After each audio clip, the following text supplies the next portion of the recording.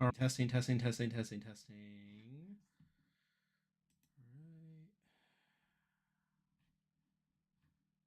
Wait, hold on. I just gotta do my usual stuff here before we get started.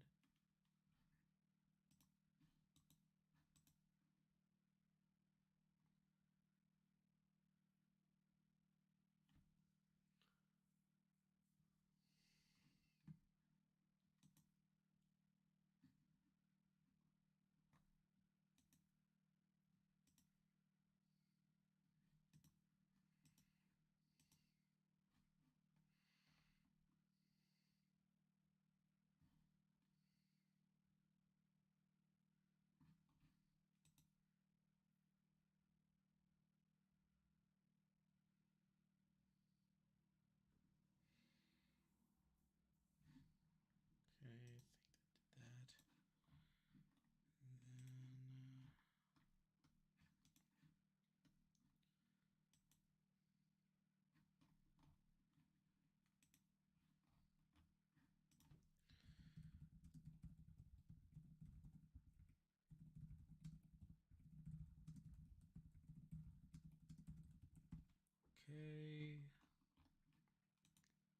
then, okay, that.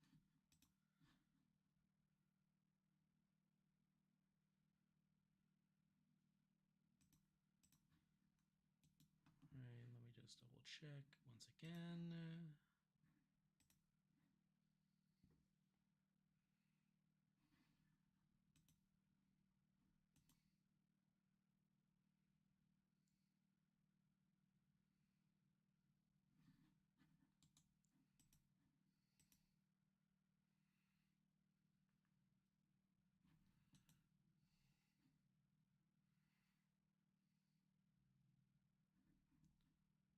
All right. Trying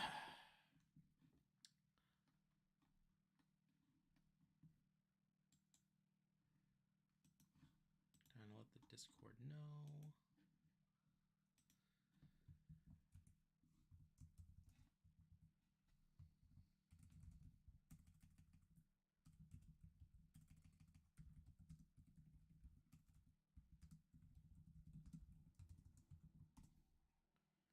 All right, there we go. All right, how are y'all doing? Yeah, you literally just let the Discord know now. Yeah, we should be fine. But yeah, I mean, we finally made it. It's finale night. Oh, I made a mistake.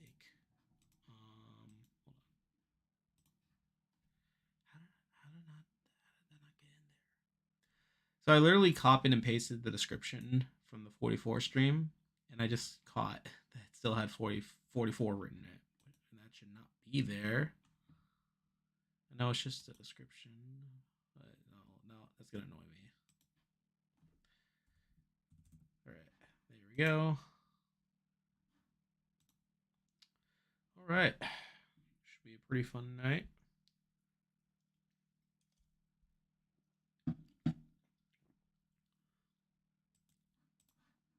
This is all on, right? Oh yeah. So I guess what should we talk about first? So yeah, I mean we got a lot of stuff going on, really. A lot of stuff. We just had all the UK stuff wrapping up. Yeah, I literally just made the review and player ranking for all of that, which is something at least. But now, but yeah, I'm just thinking about like after all this is done, like I got to record the player. I did start the 45 player ranking. I started to record it. Obviously, I'm not done. Can't really finish until this is all done here, but that's all right. Yeah, so I'll do that and then the review. I also got to do the awards too. So like I'm probably gonna do like the end of the year award ceremony. That should be pretty hype when that comes out. I already started putting together some of the nominations for that. That should all be pretty good, if you ask me. And aside from that, I also got some other videos in the works.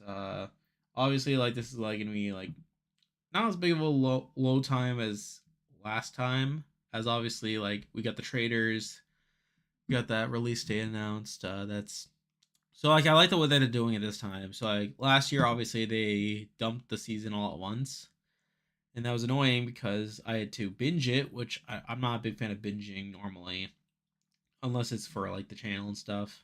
And then I had to make a player rank, and that's literally the only video I got to make out of it. So I like it this time because it's like they do the first three episodes first, and then after that, there's the first three episodes the first day, and then after that, like it's one video a week. So I think that'll work out pretty well. Um, yeah, so I can space it out more. I can make more of the service here. Hey, Miner Zach, how you doing? Who do you think is winning this season? And do you think there'll be a returning season before 50? So your first question, I think D's the winner. I know there's actually been meaning to talk about that. So I've been seeing a lot of discourse online about a lot of people want Jake to win. A lot of people want Couture to win. Now I've been seeing like a lot of Edgic discussion about how people are trying to rationalize how like Couture or Jake could win. I just don't believe it though. Like I think if D's not the winner, then it's probably Couture. But I just don't see how you can read this edit and think Jake's gonna win. Hey Ace, how you doing? Yeah, it's finale night. It should be pretty exciting. As for your second question, I don't. I think the earliest returning season is gonna be 50. That's the impression I'm getting, and I feel like that's what a lot of people think as well. But there's that.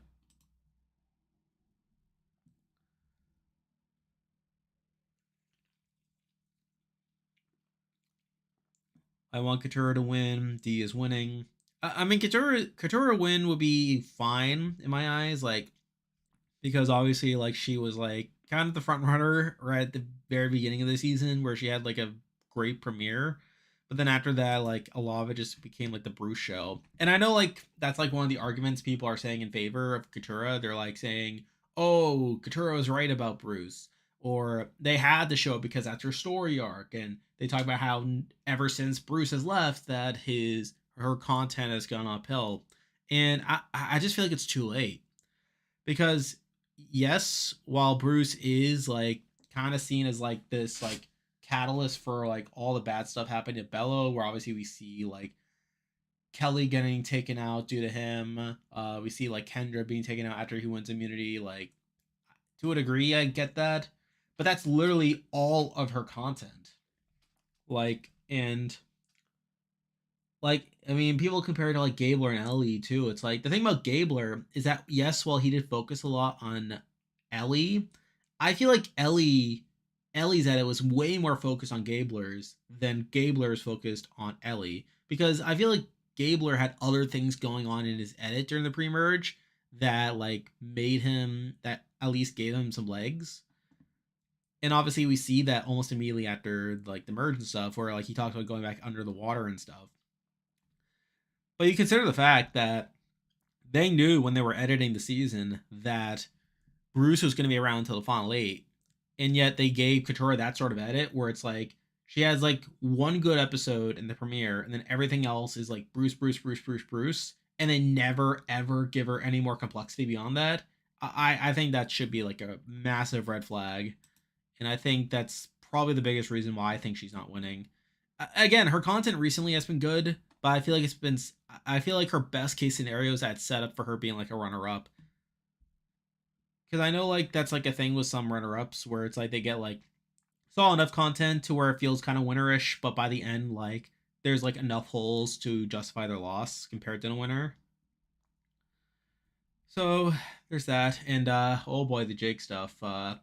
Lot there's a lot of hopium going around right now with Jake. And again, like I have nothing against Jake. I mean, he seems like a cool dude, and like I know like he's like a kind of a fun character, but again, he's just been dunked on so much in the edit that it just can't happen. Like even the last episode where he was talking about how like he wanted to be the one to get the credit for blindsiding Drew. He talks about how D shouldn't know. Like, we immediately cut to D knowing about the plan. And I feel like even before Tribal, like, I feel like D got that whole moment about her, like, talking about, like, emotions and stuff. And, like, that, like, explains why she doesn't tell Austin about the plan. So I feel like even in that moment, like, D was the one getting more of the credit there. And I feel like that's probably, like, the story that will explain why she wins, where it's like, you have her getting to the end with these people like Austin or Katora even that like focus so much on their like one-on-one relationships, and like a lot of it's like so like emotional based that it in turn like it results in like D being the clear like level head in that situation.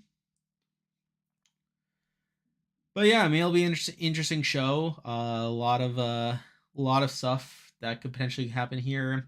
I think the most likely scenario is Julie goes out in 5. I think if I had to guess, I feel like it could go one of two ways. I feel like it's either Julie just straight up doesn't win immunity and is voted out unanimously, or uh, D wants to keep her around, and by extension, uh, no, like I was trying to think like maybe Austin would want to keep her around, but let's keep it simple. Let's say Austin, D, and Julie want to keep Julie around at 5. Jake plays his idol and takes her out that way. I don't know. I feel like that's less likely though. I feel like the most likely scenario is I feel like the most likely scenario is that Jake just plays the idol on himself and like he gets like maybe one vote from Julie, but I feel like it's mostly unsuccessful. Hey, Creamy. Jake's only winning scenarios to idle out a big name next tribal, but even in that case, I feel like D or Julie would still beat him. He need to idle one of them out and get the other out next. Oh yeah, that is his optimal path at this point. Like he has to get his best case scenario is getting to the end with Austin and Katura, and obviously like you have to take out like D and Julie back to back. But yeah, I again I feel like even if he does that, he's just not gonna have the respect from the jury. And even if he wins immunity and he throws himself in the fire to be like the other one, I still don't see the jury respecting him because he was just out of the loop for so much of the game. And I feel like Austin, while I feel like Austin will have like a major like sticking point with like the jury, particularly with his relationship with D. I feel like he's more. I feel like he's still somewhat likely to get the Reba votes. I feel like it's not like a Cassidy situation where obviously like people just didn't see Cassidy's game. They felt like she was just kind of floating and sort of following behind the likes of James and Carla for a lot of it. And I feel like if it's not that, it's probably Katura because it's like Katura can at least make the case that she like flipped against the Rebas, that she was right about Bruce. Like I feel like either way, Jake is screwed. And I feel like yeah, I feel like he will try it. I don't know. But I feel like the other thing too is like we've heard like so much talk on the show about like how Jake has been like, oh, this is the time to make the move. This is the time to make the move, and then he just doesn't make the move. Or in this past episode, he does make the move, but other people get the credit for it. So again, it could just be more of that. What else is there? We got 13 people in stream right now. Glad you could all join us. Yeah, we'll just be here chilling during this evening and watching Survivor.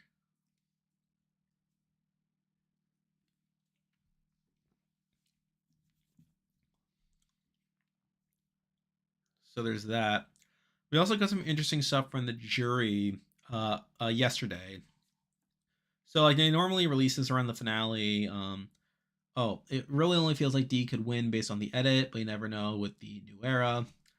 I mean, yeah, I mean like the new era has like thrown some wrenches in there, but again, I feel like we are kind of starting to like settle more into the new era. Like I feel like something that gets talked about a lot with the new era is like a lot of people like talk about like how like the edit's dead, that and they'll like say like that Gabler won or Erica won, and that the edit is dead. You know, like you never truly know, and that could be the case tonight. But like I feel like D is someone who at least she just has she has more legs behind her winning than those other situations. Because I feel like if we go through it, 41 41, I feel like Erica's probably the front runner coming into the finale, and she ends up winning. obviously she was like kind of invisible for a lot of the season. And the other thing too about the new era is like when you watch, while like it's you don't always like know like that the winner's coming, and like even these like surprise cases such as Erica or Gabler, like when you watch the season back, or even when you go onto YouTube and you watch like the best of clips from the winner, they're just you just see like all these like moments in their edit that like pop out to you in hindsight. And like you see that with Gabler. Like if you watch Gabler's edit for a lot of it, like there's like all types of moments in there that like we look back and it's like, okay, they are taking him seriously. They are taking the time to establish him as like a character that's like not just a joke, basically. And then the same thing with Erica. Like you go back through Erica's edit, like and you start to piece it together. And yes, some of that can be like hindsight bias, but I feel like at this point in the new era, after like seeing this for a couple seasons, like I feel like it's become a bit easier to like not disregard moments like that. And I feel like the thing about D is like D like had like D like she had like a relatively like subdued like edit like for a lot of the season, but like she still got like tons and tons of like stuff that like felt like completely unnecessary, and I feel like that sort of made her like a front runner for me from very early on in the season. And that's just like as the season progressed, like more of the stuff built up while like, and yes, like there's like some stuff like her like kind of coming off as mean, like when she like talks about how Sean's at the bottom after the swap, and then like after the merge, where he talks about like how Caleb's a target and that's it. Like obviously, like those moments can come off as kind of like mean spirited and overconfident, but the show it feels like the show's not intending that to be the case. Like, and I feel like the show kind of backs her up in a lot of those cases. Where obviously, like she says, like Sean quits, like Sean like is at the bottom, like Sean immediately quits the game afterwards, and then we get that whole thing after he quits, where like she talks about her family and that how she doesn't quit. So like that, there's stuff like that. There's all stuff like that that I feel like when like you're looking at it, like I feel like it's very obvious that like he's a front runner, and I feel like it's not just a case of her just being like a big character. Yeah, makes sense. It's hard to see in the moment. Aside from Jane or Marianne, yeah, I probably agree. Those are probably the two of the more obvious ones. And again, I feel like if D wins tonight, then I feel like this will be another one where you could just tell in the moment that it's happening. Katura won the battle against Bruce, is gonna lose the war. Yeah, I think that's a fair assessment. To be fair, like I always thought she was gonna win the battle against Bruce, but it's just how like everything else is built up to where like she'll probably like you said lose the war. What was I saying? Oh yeah, the interview stuff. So we got some interesting stuff like in like the interviews and stuff from the jury. So let me see if I can pull it up.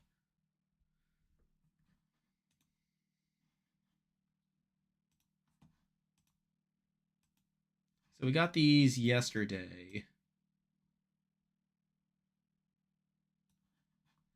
So we got this yesterday. Jury speaks.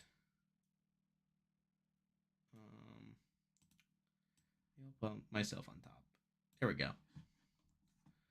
So you scroll through this. Yeah, there are ads on this. That's not great. So let's just go through this real fast. Which person voted out pre-jury do you wish had been with you at Ponderosa? Caleb said Brandon. Kelly said Brando. Again, a lot of it feels like kind of like strange or kind of obvious. Like Kendra says Sabaya. Obviously, like they spent time together on the show on like the camp during the first round. Like the twist that they never showed on the show, which is probably a red flag for Kendra's edit. And then we have Bruce saying Hannah and Brando. Emily says Sabaya. And then Drew says Brando, which kind of feels out of left field, but to be fair, like Brando was the only pre-juror that like he spent that much time with. Or I guess pre-merge person at least. I mean, obviously there's Sifu and J Maya, but he didn't really have much of a bond with them. He had to live Ponderosa permanently with one of the fellow jurors, who would be in line. Caleb said Kendra. Okay, so there's that. Kelly says Caleb and Kendra. I mean, it kind of makes sense when you look at it. Kendra says Kelly. Bruce. Bruce's answer was weird. Like he said, like he doesn't give an answer basically. Like, and I'm not sure what it means either. It's like person's not on the jury. Like, are you saying like not yet? Like, because I feel like if he's talking about a person still in the game, it's probably Julie because he talked very highly of Julie in her exit interview. So probably Julie, and if not that, like I don't know. And also, if it is Julie, like he kind of spoils that Julie gets voted out. Like, so I don't know that I found that kind of funny. Emily says Caleb, makes sense, and then Drew picked Emily, which also makes sense. Then we have this is another one of more interesting questions. Who among the jury played the best game and why? And a lot of people said it was basically between Kelly and Emily here. So Caleb said Kelly, which makes sense. Kelly says Caleb, which also makes sense. Oh, she also says Emily is like an honorable mention, which is interesting. Kendra says Kelly, makes sense. Bruce says himself, which so I like I said, I already started recording the player ranking, and a spoiler for that, Bruce is gonna be very low on that on the player ranking. Like I feel like Bruce played a pretty terrible game, and I think this exemplifies like one of the points that I make where he just didn't understand like his like game. I feel like he doesn't understand like where he stood in the game for a lot of it. Where he thought that like people like Kelly were close to him. He thought that he was like being like funny, like the funny uncle, and he thought like he had all these like close allies and relationships. When in reality, like a lot of these people like obviously were annoyed by him, and we even see Kelly trying to target him so that he's not like weighing down her game, obviously. So again, I feel like I found this really funny, and I think it also highlights a point that I make in the player ranking. Emily says Caleb and Drew. I mean, no brainer there. And then Drew says Kelly, which is weird because Drew says he's stirring the pot by saying this. Like he thinks this is some hot take, when like a lot of the other jurors were very high on Kelly, and we're actually gonna go to the final five interviews in a moment. But like they're also pretty high on Kelly in her game. But he also says Emily in there, so there's that. So that was the juror speaks. Let me see if anyone said anything. I really hope D isn't Jesse who loses before final tribal and we get a number one winner. Again, I feel like the difference between Jesse and D is that Jesse was obviously like more of a big player across the season. I feel like he got more blatant setup to him being a big player. So he obviously got like a big edit right in the premiere. He got like big edits like throughout the pre-merge and all that jazz to where like he kind of stuck out like the Omers, like the Shans, like people that would be taking over them around the mid game and stuff. But obviously he doesn't. He actually makes it a lot further than that. But even within that, like we get like to the Noel round at the final eight, and like the way that the show like gives him all the credit for that move, and like the way that they get all cute with it too. It's like he has like that whole like segment of him going through like step by step about how to blindside someone.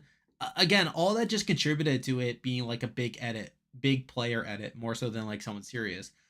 Whereas D, again, D is like more of like a again, it's more of a slow burn for a lot of it, where like she's still getting like good content throughout the entire season, but she like is like still like not to the point where it becomes like that big of a deal.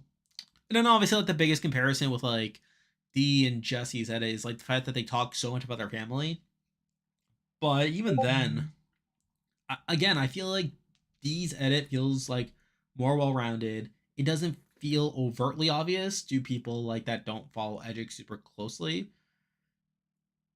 and it just doesn't feel like it's leading to like a downfall in the same way. Like I feel like D hasn't gotten like as explosive of a strategic edit compared to Jesse, which makes me feel more confident that she's gonna come out on top by the end of it.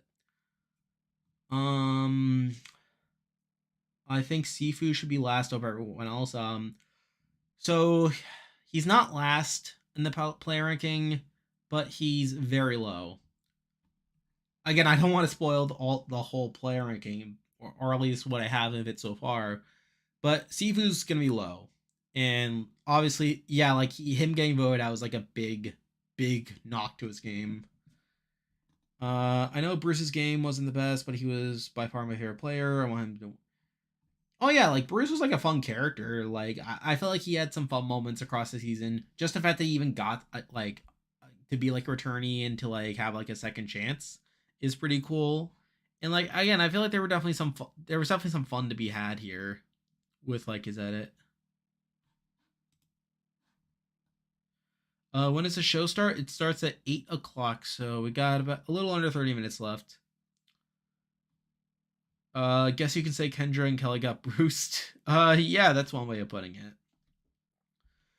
But anyway, I wanted to talk. I also wanted to show like the Final Five speech interviews. So let me pull that up. So we got this 45 Final Five speaks, and I think this is also pretty interesting. So let's just go through this. So, what move were you most proud of in the first 23 days? So Austin says the Kelly blindside. Again, I feel like that's pretty good.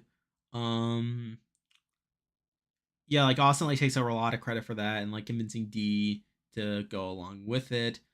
Um, and he talks about how like Bruce losing his vote was like a big factor in all that, which makes sense. So D says the Emily blindside, which makes sense since she had more of a hand in that. Um,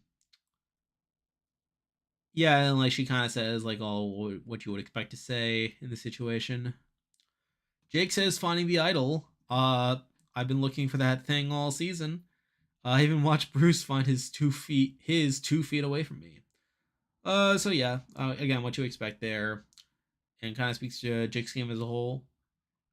Julie's was weird. Like, so she says, winning the tree puzzle with Drew. Again, like, I feel like I might be higher on Julie's game than other people, but like that's kind of disappointing.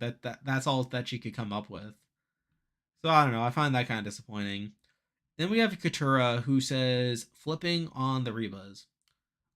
So the way she phrases it is finally accepting the fact that no matter how much I tried, original Bella members would never prioritize me in an alliance or include me in real strategy discussions. Therefore, decide working with Reba. So I am kind of mixed on this.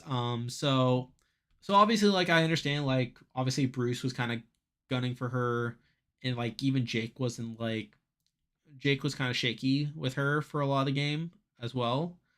But she also had Kelly and Kendra. Like Kelly and Kendra are people who had pretty good relationships with her for a lot of the game, and she kind of just hangs them out to dry. And in doing so, she flips over to a group that she's very clearly at the bottom of.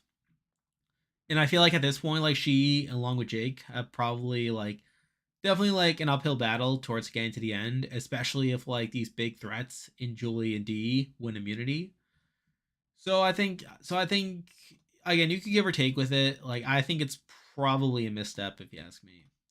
Anyway, the other question, this question is kind of whatever.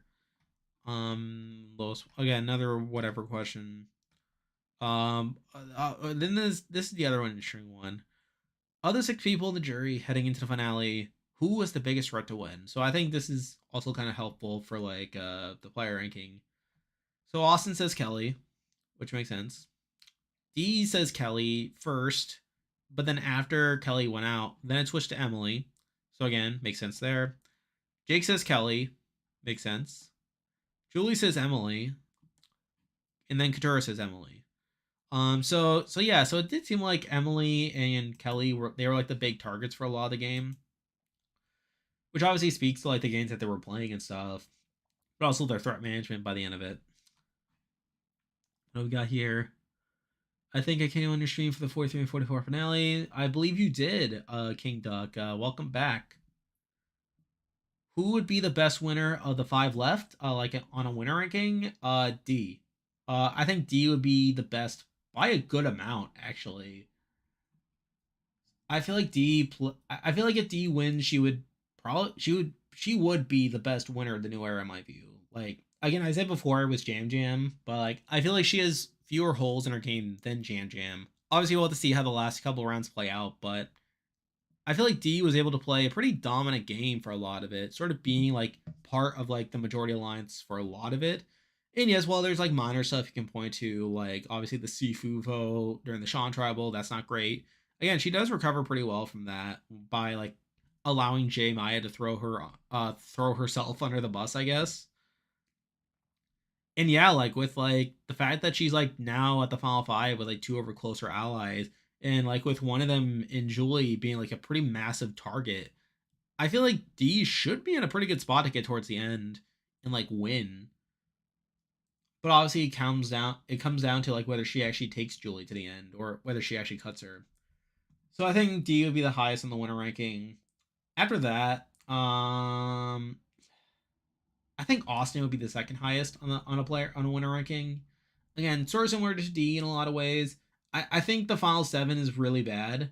Where like he obviously leaks the plan to D, and who then leaks it to Julie, and then through that they take out Emily, who was a very I feel like Emily was like a pretty big number for Austin. And then obviously that swallowed up the final six by like that whole move to take out Drew. Like obviously he was blindsided there, which is bad. But obviously like it now puts I feel like through Austin telling D and by proxy Julie about the plan, rather than just letting Julie go, he really just sabotages a lot of his position. So I think that's obviously a massive knock to Austin's game. But I think outside of that, like I think his game is like fine. And like I feel like he'd be like an adequate winner. Who's next? I think Julie would be third. I think Julie was playing more actively than a lot of it, especially if Drew's exit interview is to be believed, where like supposedly she had made all these final three deals, not just within the Rebas, but also like with like Kendra and Kelly and Bruce. Like again, like assuming that's all true, like that obviously like makes her more impressive in my eyes. But at the same time, it's like she was the biggest threat. But like if she again, assuming she like wins out or something, she will have been like a pretty big threat since like at least the final seven. So I think that's not ideal.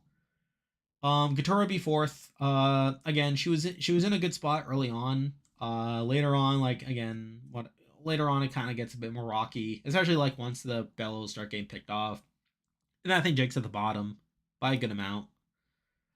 So that's how they would do on the winner ranking. In my opinion, this may be a bad opinion. I want Jake to win the most. Again, like, again, like, personal preference aside, like, I do like Jake. Like, again, I wouldn't be upset by really any of these people winning. But like, again, like, I feel like just objectively, like, I just don't see it happening. Jake, Katura, Austin, Final Tribal, Austin wins. Yeah, probably. Um, yeah, D wins. Would it be a top 10 win? Would it be a top 10 win? Um, it would definitely be in the conversation. Like I like because she obviously would not be like in the very top tier. Like so she's like below like the Kims, the Boston Robs, that grouping. Then after that, who do you have after that? You have what like you have like the JTs, the Cochrans. Is she like where Coch? I don't know. I think Cochran would be an apt comparison. Again, like assuming Sheila has a smooth ride to the end, obviously. So yeah, she could be top 10. Who is the best pre-merger of the season? You will have to see on the player ranking because I do have a clear answer there, but I don't want to give it away. You gotta watch the video. Um, Nothing will beat Gabler win again. Again, the Gabler win was fun from a personal perspective. It was definitely like a pretty fun outcome there. When will finale start? It starts in about 20 minutes Eastern time. So like it starts at 8 Eastern, 7 Central. Pacific time you're at the wait obviously. Most likely to be a zero vote finalist, Jake. I think I feel like there's a 70% chance Jake is a losing finalist, a zero vote finalist. And if not, he loses in fire.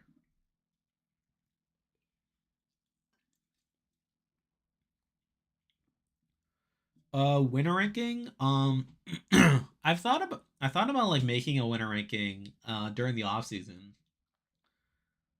So we'll have to see. We'll have to see there. But again, I'm not gonna do it right now, like on stream because too many winners to go through. But I think just I feel like just within the new era, right now it's Jam, Erica, Gabler, Marianne. If D wins, she's number one. If Austin wins, I feel like if Austin wins, he might be around where Jam is. I think. Julie, I think would be like probably slightly below Jam. I think. I need to think more about that. Katura. If Katura wins, huh? I think she's definitely closer to like the Gabler level. I think. Um, no, maybe slightly above Gabler. I think. And then if Jake wins, I think Jake would be the he'd be below Marianne. I think if Jake won. Like I just don't find Jake's game to be impressive really at all. So there's that. But I think a Final Three from a gameplay perspective isn't gonna be better than 44. Again, there are scenarios where it could be like above it. I think the most likely scenarios involve Jake in it, which obviously dragged it down to like. But I think it'll probably be like above 43 at least. And then I mean, it'll probably be above 43. It could also be above. It's probably above 42. Well, it depends on who like the third person is. It'll probably be like maybe around the same level as 42. The worst winner will forever be Chris Underwood. Yeah. Well, I don't know about forever. I mean, you never know if they have another Edge of Extinction twist or something. But yeah, for now, he's the worst winner. Bruce winning would have been funny because he would try to convince everyone he's the next coming of Tony. Yeah, just imagine if he like said that. I mean, to be fair, like he's already like very high on his game, so take that for what you will. Oh hey Beans, so hyped that you're here. First of all, your content's been great. Congratulations on the subs and getting over 1,000. But yeah, like answering your question, I think the split is probably I think the split for me is like 85% D, 85% D wins, 14% Katura wins, and then like 1% Jake. I think that's probably the spread for me, but I think D is by far the favorite. But yeah, like so glad you're here. We currently have 23 people in the stream. Thank you all for joining us. We were just sitting back and waiting for the 45 finale to begin. Unless something really bad happens to her, yeah.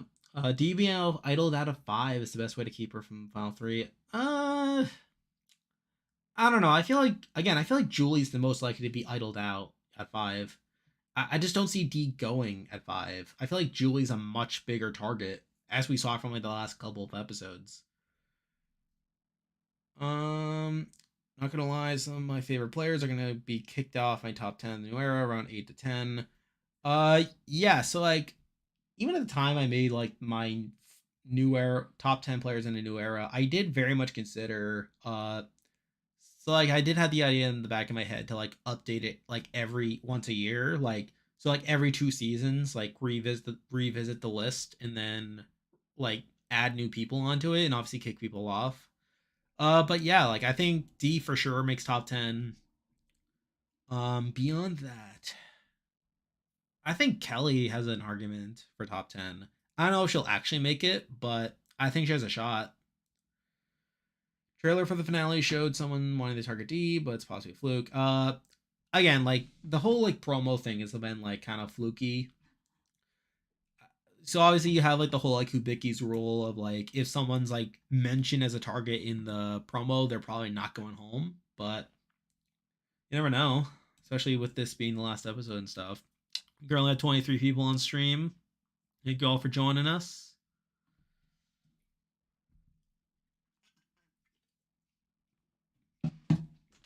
All right. Why is Kelly top 10? She was voted out 10th. Yeah, she was. And I think there's definitely some holes to her game, but again, like she still played like a relatively decent game. Like she's definitely gonna be. I feel like she'll be definitely above 10th on the player ranking. Again, I was just thinking like in terms of like potential like additions to like the top 10. I feel like I feel like these probably making top 10. Austin, Austin's a maybe because again, I really don't like that final seven move at all. But again, I feel like his game outside that's pretty good. So I don't know. Austin might be borderline. And I feel like if I make the video again, Kelly, yeah, I think more than I think about it, she might just be an honorable mention because her game is good, but like, yeah, like coming in 10th place is still not great. When does it start? We are starting in about 12 minutes. 12 minutes to the start of the show. Most underrated 45 player. I don't know if Kelly's underrated. I mean, definitely within the game, she wasn't underrated. Again, I think it might be Julie.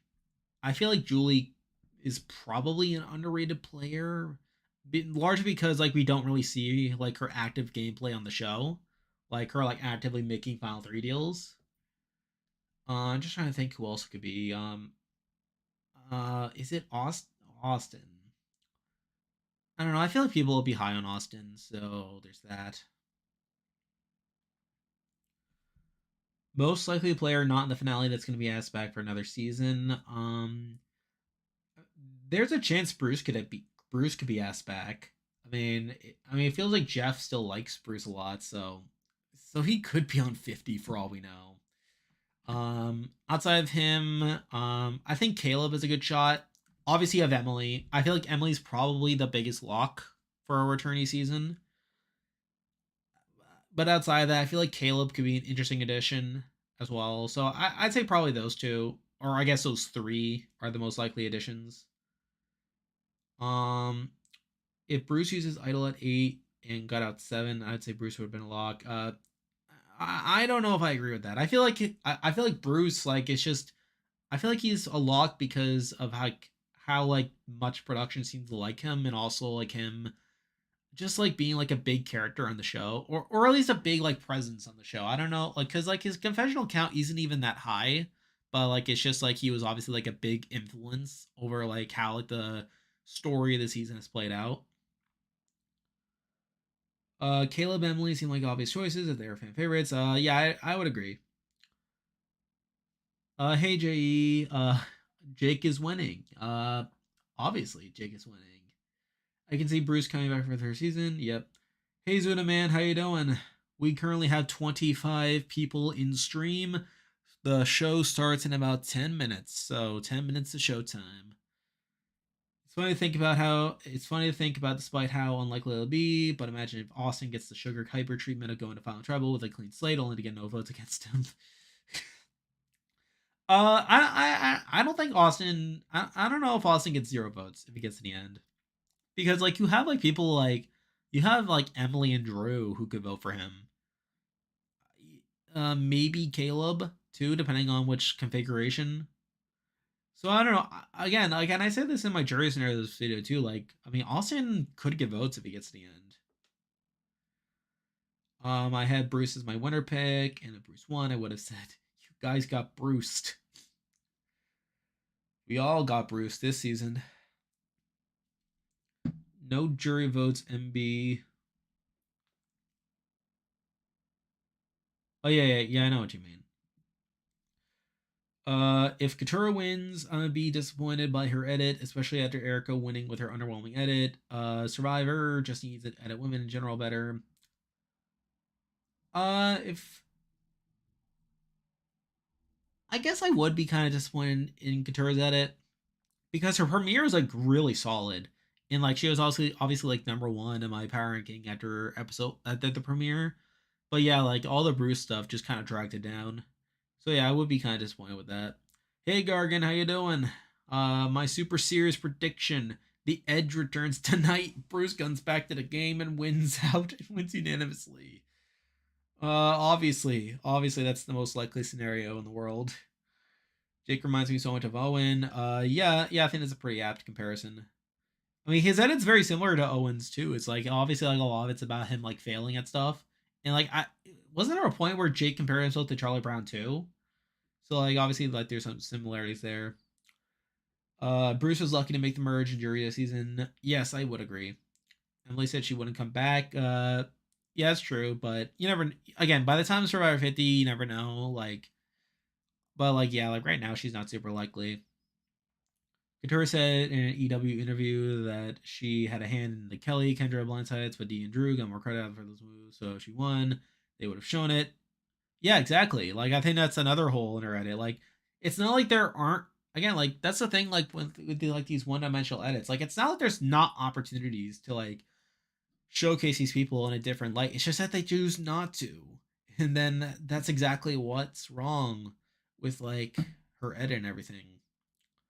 What's your thoughts on the season? I liked it. Like I think it's better than 44. I think the 90 minutes really helped in a lot of ways. While there were a couple episodes that dragged, I think for the most part the 90 minutes helped the season a lot, and there were still like a lot of like fun moments there. Jake compared himself to yeah. Like what episode was that? Let me pull up my notes. What episode was that where he called himself Charlie Brown? Was that like after the? Was that like early merge? I mean, it had to be because I felt like it was pretty early, like relatively early after the merge that he called himself that. Do I have that in my notes? Come on. Okay, so it was episode 10 where he called himself Charlie Brown. So that was right after the Kendra blindside, I believe, if I'm not mistaken. So we currently have 5 minutes before the show starts. I'm just gonna step aside for a moment. Y'all just hang tight.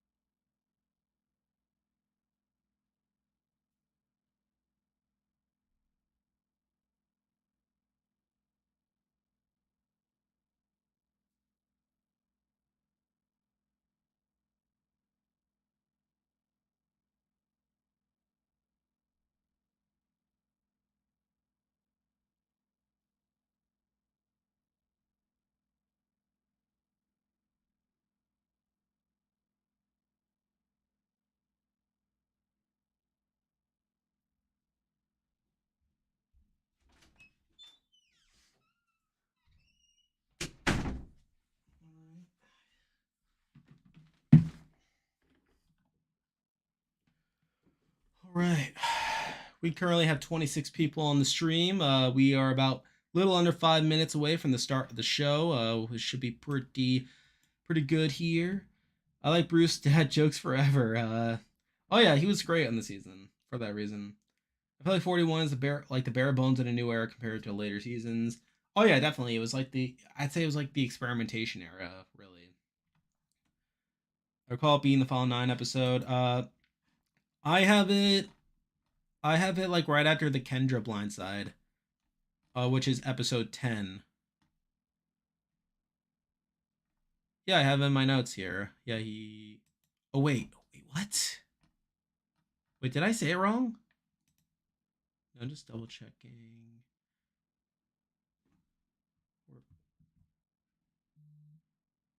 Oh wait, I'm an idiot. Drew called himself Charlie Brown. Yeah, yeah. So it was episode 10, Ryder the Kendra Blindside. Drew calls himself. No. Drew calls Jake Charlie Brown. My bad. Yeah. So yeah. So they threw that in. You know, it's kind of sad. I had Julie as a first boot pick. I mean that's fair. I mean, like obviously, like she's like an older person, or at least an older person for this cast at least. So like again, not too far fetched. For Austin, the edit has shown Dee and Drew being the strategic figureheads of Reba, so I don't think Austin will get credit for moves. And I see Xander final travel for him, which where he gets critique for not using it. Yeah, again, like I think the Xander, the Owen, that's like pretty apt comparisons.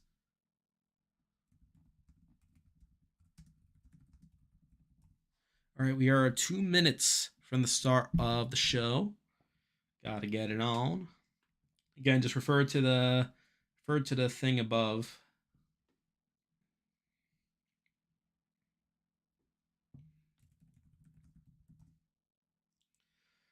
All right, just gotta get the show on for myself.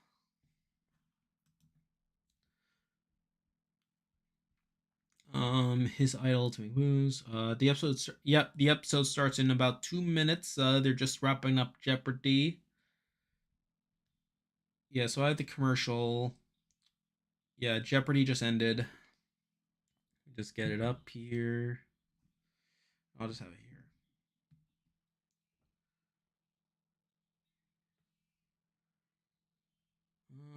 Julie was my winner pick coming to the premiere. Oh, interesting. That's good. How would you rank all the Tikas on the season? So I'd say Carson 1, Jan Jan 2, Carolyn 3, Sarah 4, Helen 5. Off topic, but do you think they're gonna use the humane music for the Final Five elimination again? Probably. Oh yeah, isn't that a thing they use like a specific track for the Final Five round?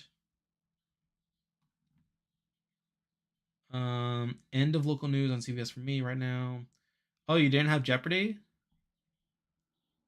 End of entertainment tonight for me. Oh, interesting. Yeah, for me it was playing Jeopardy. Julie gets the humane music tonight. I forgot to say. We got 21 people on stream. We're about to start the show. Survivor Finale Day is my favorite holiday. Let's do this. Yeah, let's do this, Beans.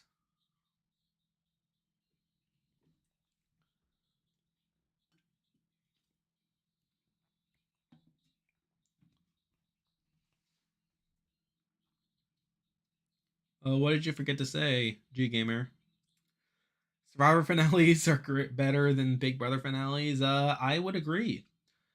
Yeah, because Big Brother finales, it's like mostly just waiting for part 3 and then the jury vote. All right, show is starting now. Here we go.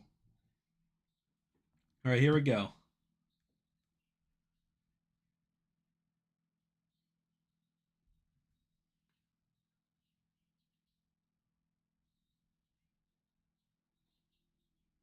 All right, we have Jeff talking.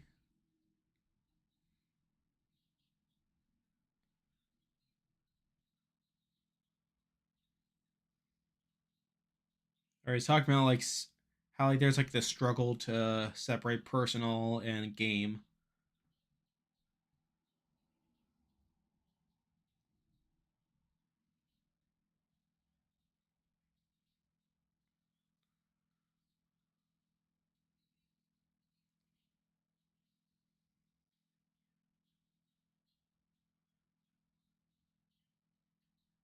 That's disappointing. So they're having like another after show right here in Fiji.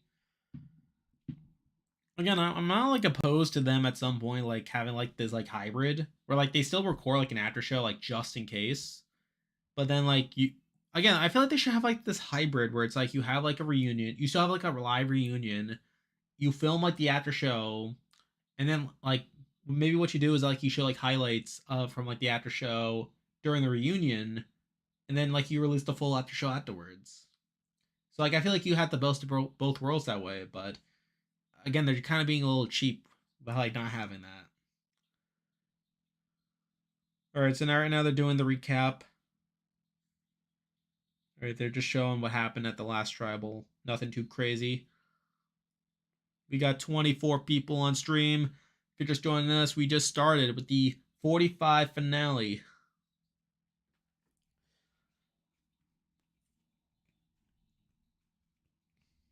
All right, so showing Drew being voted out.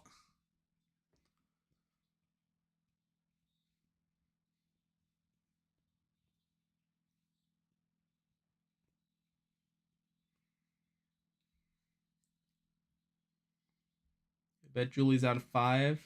That's what I think too. All right, show starting. Here we go.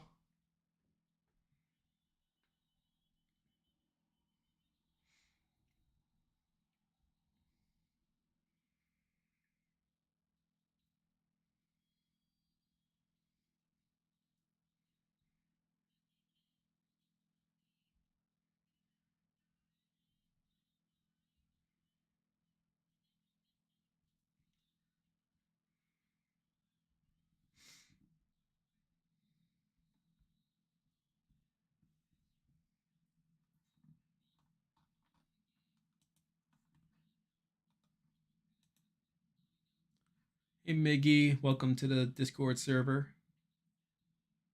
All right, so Austin's talking about being blindsided.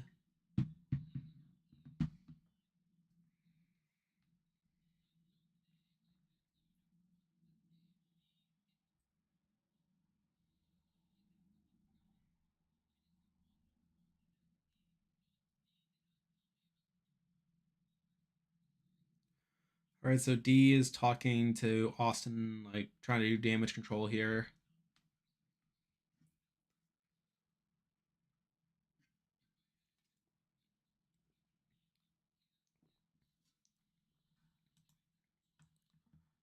All right. Yeah, so Austin's like, I would have given him the amulet if I knew about the plan.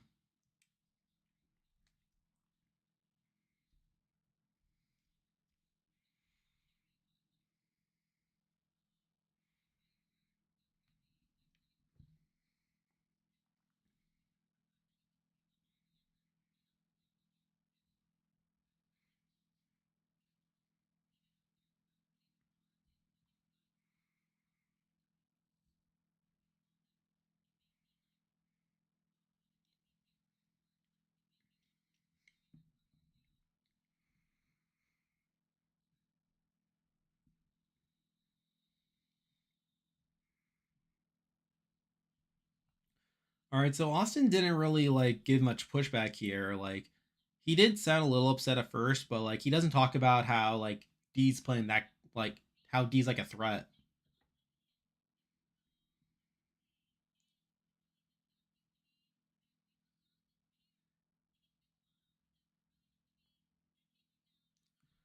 All right, so now Katura is talking about how like D and Austin are still together and that they had to like separate the game for the relationships here.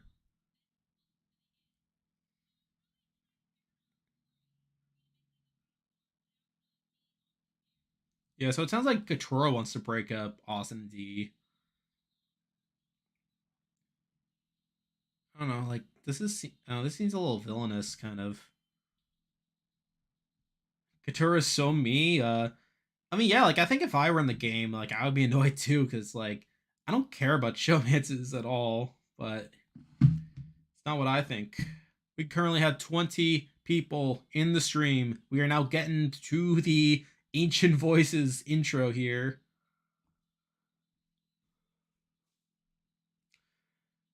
But yeah, I again like I still think like Katora is like most likely like I feel like she's either losing finalist or like again because it's like they're not again. I don't think Austin and D are like gonna be cut at the back. Like not like with the fact that like Julie's been like this big of a threat all the way. I don't know. All right, intro is done. We are now going back to camp. We're probably going to get to this advantage thing soon.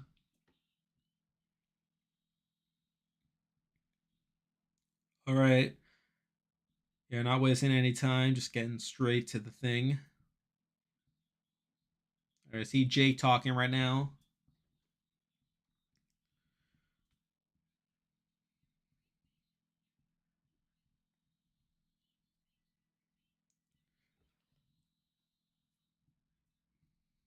All right.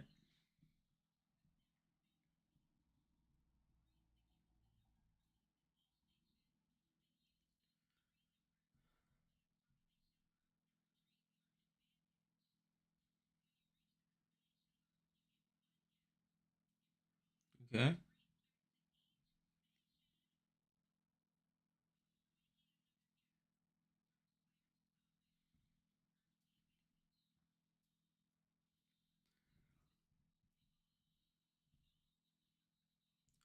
All right, so now we're getting into this a challenge to get the advantage thing. So basically, got to go to these stations and get count things, and then they'll use that to like put in a combination. All right, who do you think's getting this advantage? Broad turn screen. Uh, Unless you mean the screen's too crowded, just refer to this above. All right, so Julie's talking about how she needs to win this challenge.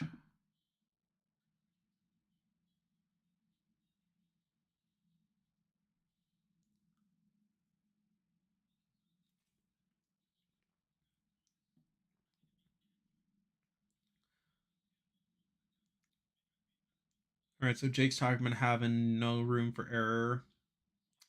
I can see Jake getting this advantage.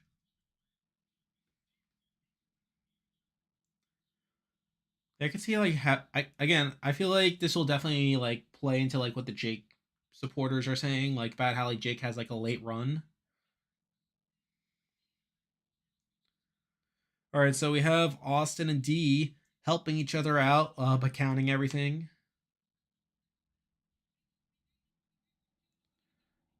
I don't know. This is definitely like pretty slow.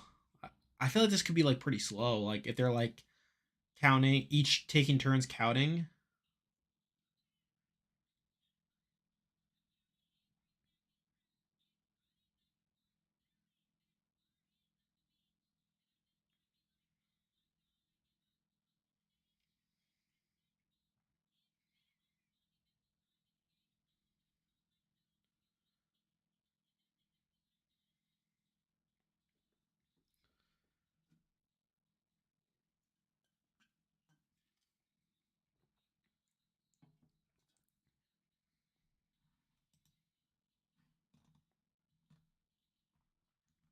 What's chat saying? Um, I'm over at the Discord server. Not much right now. All right, so Julie just had a guess. She was wrong.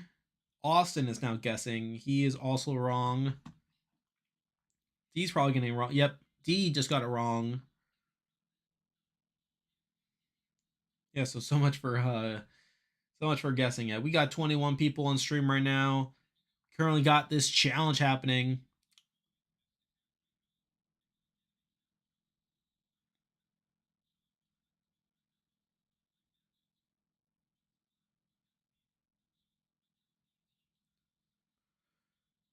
All right. Oh, interesting. So like we get all these we're getting some flashbacks right now. So he's talking about comparing. Yeah, so he's using like numbers. Yeah, so Jake's getting propped up here. He's talking about like he's like remembering the numbers but like matching it up with the season number. So what we got? We got JT from 18, Denise from 25. We got Gabler from 43. So yeah, Jake's gonna get it. Oh my god. I literally just said Jake was gonna get it like 2 minutes ago, and he got it.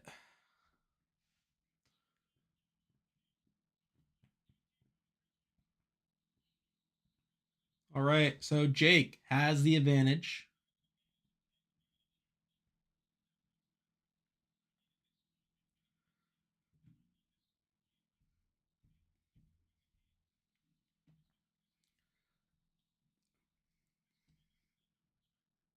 This could be my $1 million right here. All right. So we're at our first commercial break. Jake's gonna win. I mean, he always again like he again. This is like good content, like him getting the advantage. Again, it's just an advantage though, but we'll see what happens. We got 23 people on the stream right now.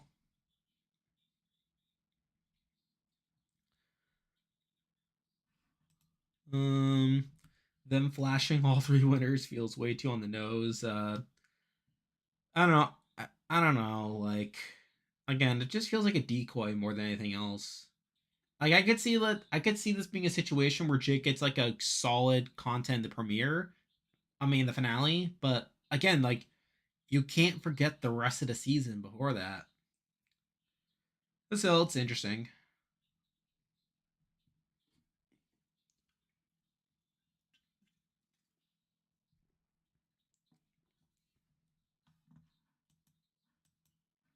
We got 28 people on the stream right now. Thank you all for joining us.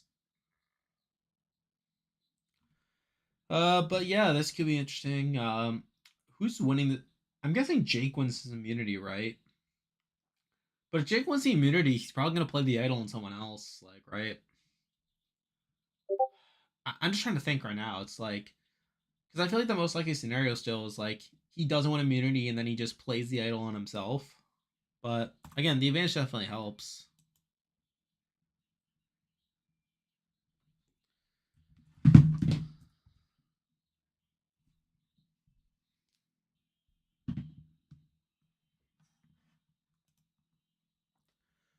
All right.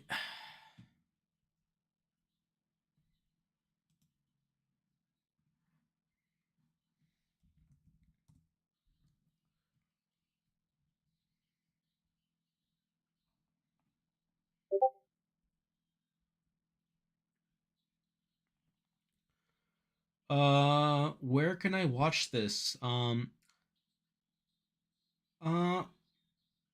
again, I'm not great at like finding alternative sources for like Survivor US because I usually just watch it on cable. But again, if you have Paramount Plus, that's pretty good. There's also does Travis Spoken have it? I know they've been having like episodes throughout the season, but yeah, I unfortunately don't know like alternative sources for like 45. Austin forgives D's against Katura's against a couple, and Jake uses his head to get the challenge advantage. It's pretty much the first bit. Yeah, yeah, that's a good summary.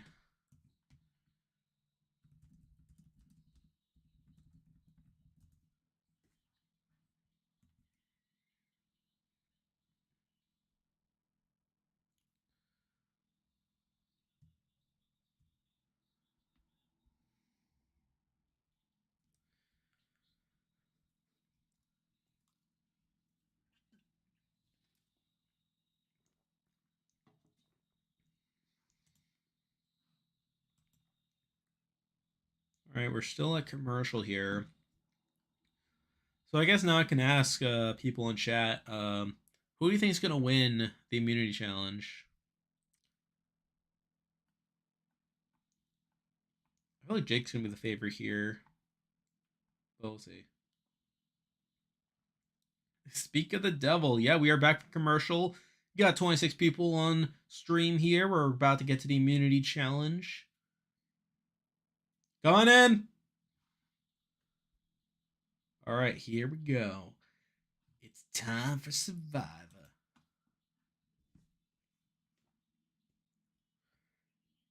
I think Jake blows his advantage. Yeah, again, that's just hit him all season, right?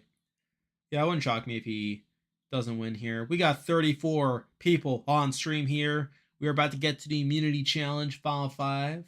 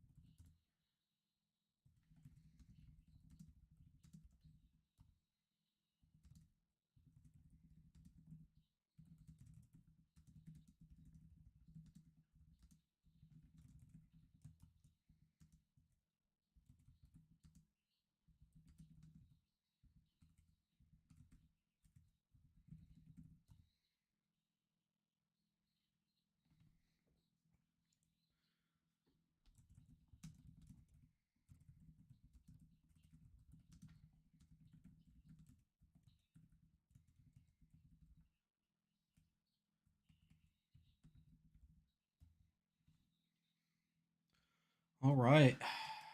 Jeff was just explaining the challenge here. We're all streaming. Paramount Plus app isn't working for me. I'm just watching it on my Xfinity on my phone, Xfinity. So I'm just using regular cable, but that's unfortunate that Paramount Plus isn't working. Well, as Katura is saying, she let D and Austin too far when she loved them as a couple.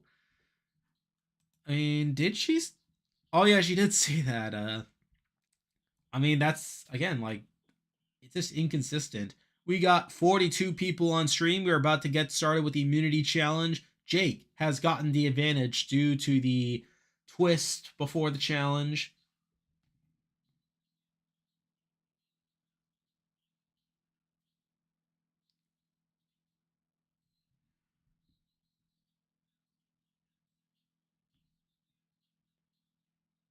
All right, it's the all right advantage.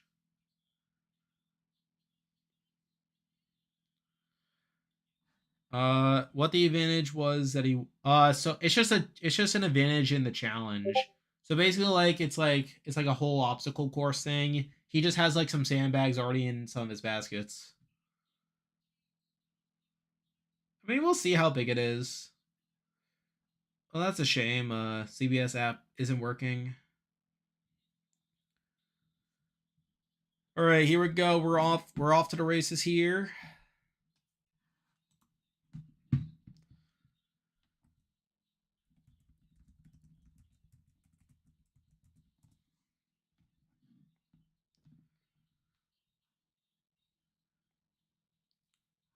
All right. All right, so Julie is off to a pretty slow start here.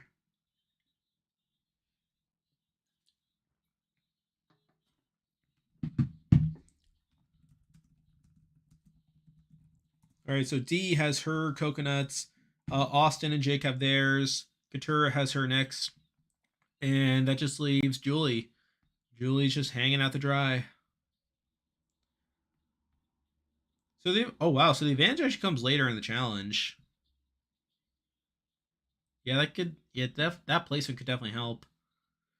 All right, so now they're just untying some knots here. All right, so Jake and Austin are the first two through, and now Jake only has to toss in stuff into one basket. We'll see how he can manage it. Up, Jake already has it. All right, so Jake has a massive lead right now.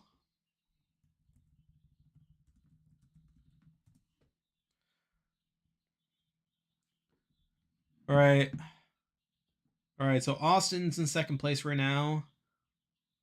D is in third, it looks like. All right, so Jake's work. All right, so Austin has his third key, his third like basket thing. He is now on the same task as Jake. So yeah, now they're just like putting in like the combinations from like the baskets. All right, so Jake has gotten his combination. He now has his key. So now he is working his way up this like wall. All right, Austin's not far behind him. Jake forgot the key, so he has to go back. He loses some time here. Austin is now in the lead. Austin's now in the lead during the final stage of this. Let's hope he doesn't blow it.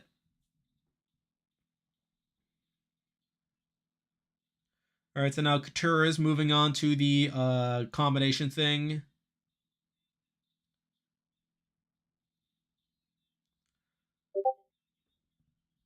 Yeah, Whelp is right. Whelp is right, Gargan. All right, so this the puzzle that Michelle did? Is this the Michelle puzzle? Is that what they're like the tower?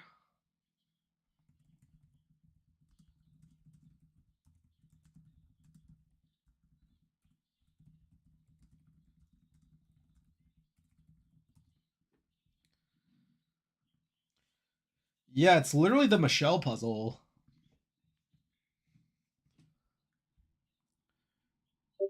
Yeah.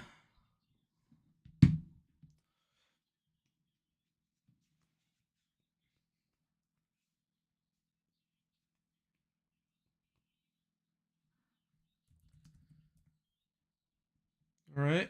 I'm gonna I'm gonna need a kick from whoever wins this. Oh, why did you bet on Jake winning? We got 35 people watching. We currently have a showdown in the Final Five Immunity Challenge. Austin is currently in the lead over Jake, despite Jake having a pretty big advantage. Couture doesn't seem that far behind. Austin has now done his first level. He's moving on to the second level. Wow, Jake's doing this methodically. He's doing all of his pillars before putting them on the wheel. So Jake's done with his first level. He's now moving on to the second level.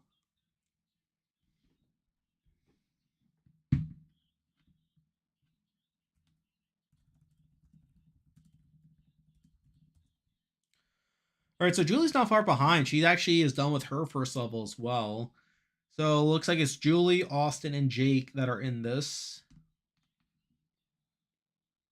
It looks like Dee also is doing the same thing as Jake. So she's probably gonna be on her second level soon. All right, so it looks like Austin did all the work for the second level, so he's just putting the pieces in place now. All right, Austin has now done his second level. He just has. Is this it? All right, so now he's moving up to the final level. We currently have 41 people on stream. We are in the middle of the Final Five Immunity Challenge. Austin is currently in the lead. Jake is mounting a comeback. He is now putting his pillars in place for the second level.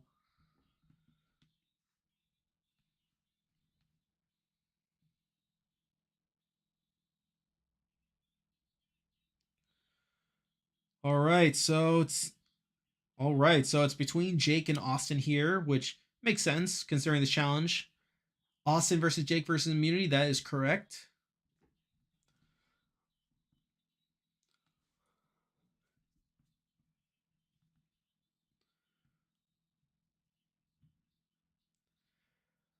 Or I guess we're wondering, whoever wins this, looks like Jake's forgetting a piece here. So the question is, whoever wins this, are they going to kick it?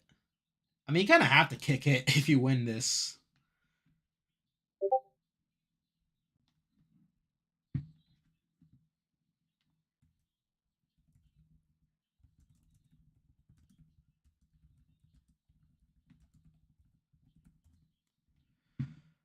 All right, so Jake is missing a piece and he has not noticed it.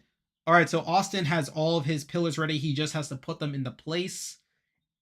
All right, so Austin seems to be in a pretty good spot here, and barring a massive mistake, Austin seems pretty poised to win this challenge.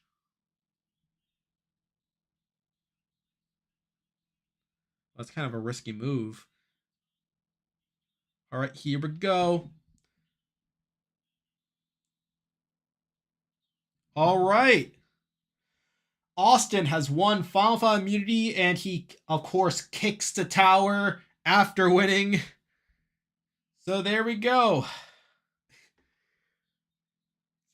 Well, there you go, Beans. Austin has kicked his tower after winning the immunity challenge. All right, Jeff's now pointing out the missing piece that Jake had.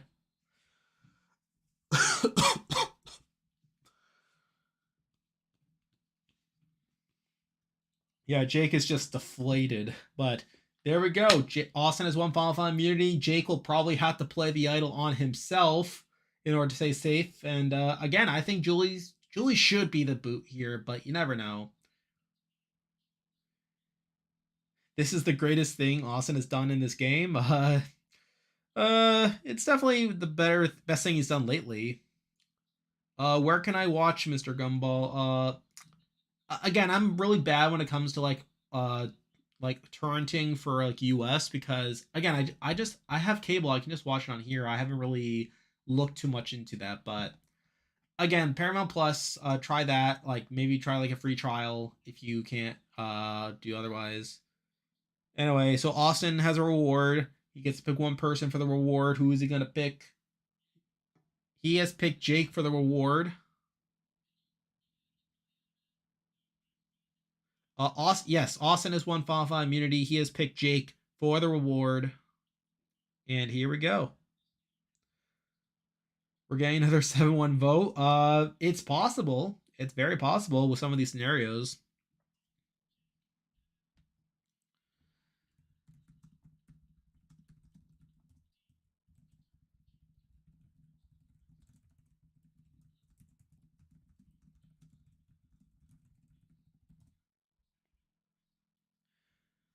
Yeah, so Jake's talking about how this encompasses in his entire game here.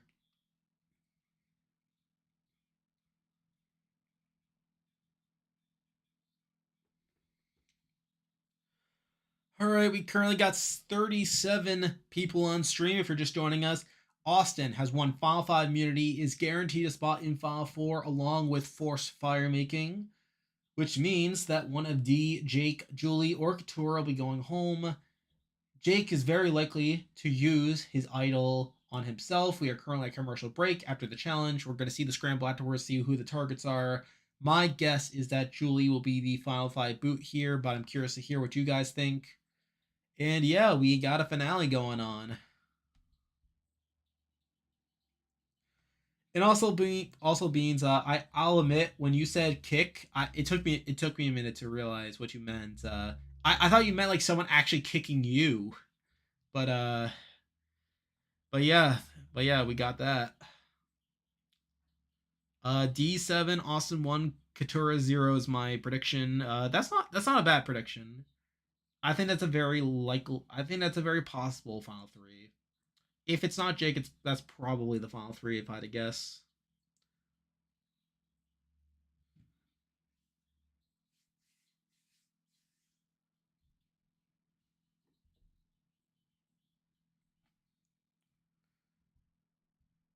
Um, I guess the other thing too is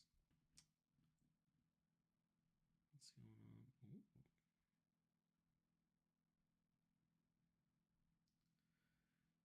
He just gave a confessional on how he'll lose. Yeah, that's a good point.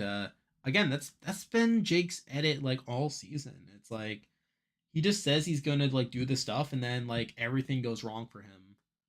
And again, that's just more of the same,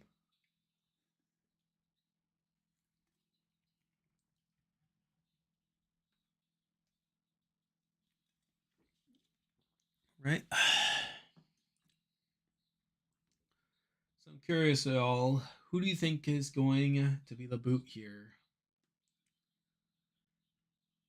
Prediction: D wins, Jake's the Euro finalist. Yeah, that's another somewhat likely scenario. If you ask me.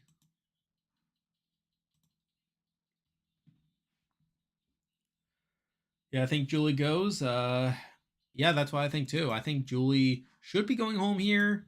I feel like she has the edit of like a Final Five boot, like this sort of big threat that's taken out right before Final Four fire.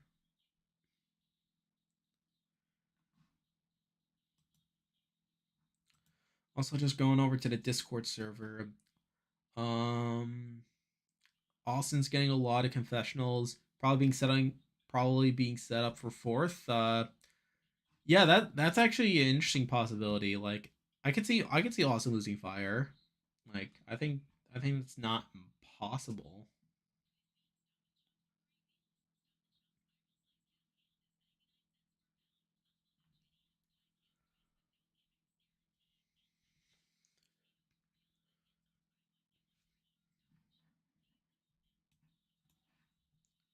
Right, we should be coming back to commercial in a moment.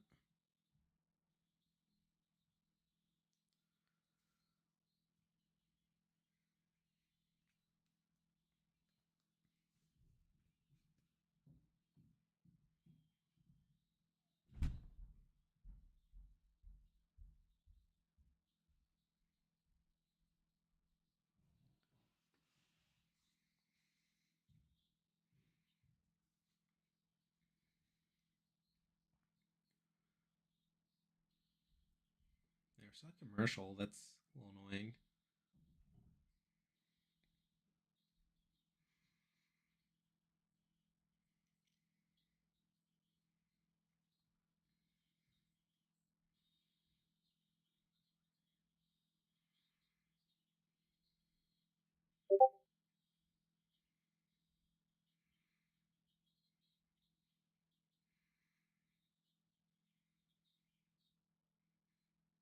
All right, we are back from commercial now. 46 people on stream. Here we go. What's been happening? I'm late. No worries. So Austin has won Final Five immunity. Jake got the advantage, but kind of squandered it by the end, even though he came close. All right, now Couture is talking.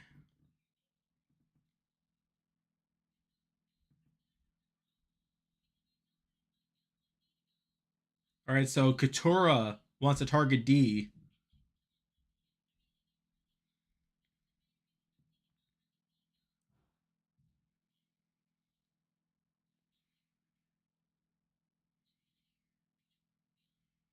All right, so Katura is talking to Julie about targeting D.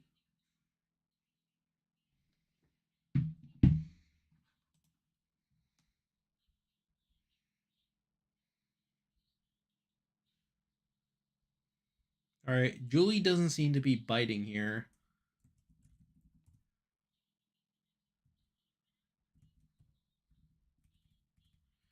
All right, so Julie wants Jake to go. That's probably not good with Jake having the idol and everything.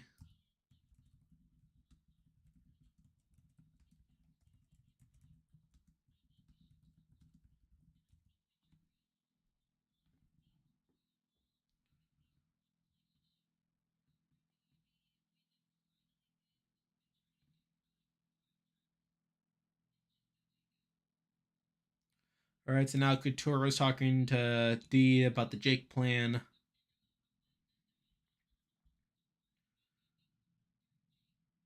Want D to go home because it would be really fun, but I doubt it's gonna happen.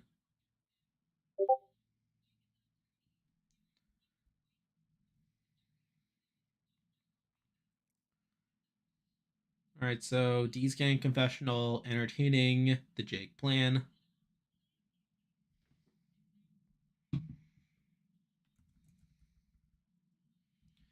All right, now we're cutting to the sanctuary where good things happen, where we have Austin and Jake. Over here, we got 41 people on stream at the moment.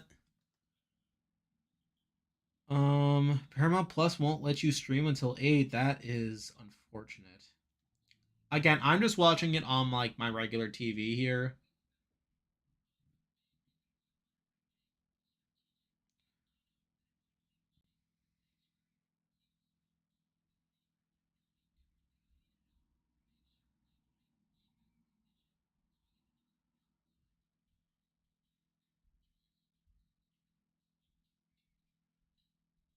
All right, so Jake just told Austin that he has the idol. He asked about like Julie having it. All right, so I'm guessing it's just gonna be like, so it's just gonna be just like Jake, Austin, and D vote Julie. Is that what's gonna happen here?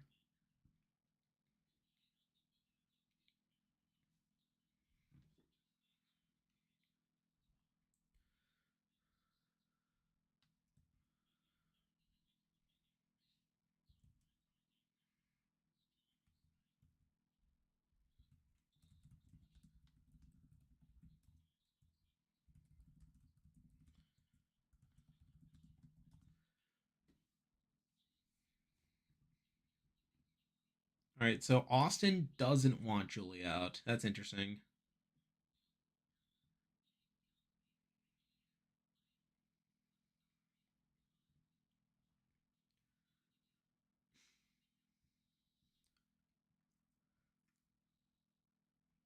All right, let's get back to camp now.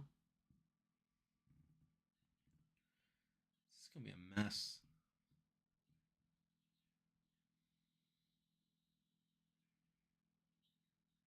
Oh my god. Again, Jake tells Austin, don't tell anyone about my idol. Immediately cuts to Austin telling D about Jake's idol. So once again, here we go. I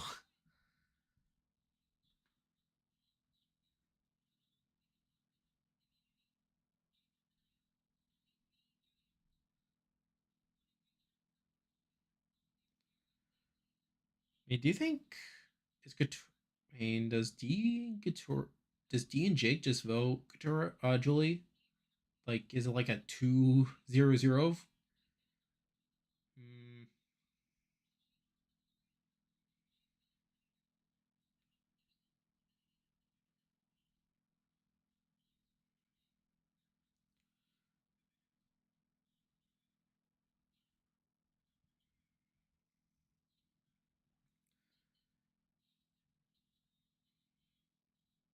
All right, so now Jake is showing his idol to Katura.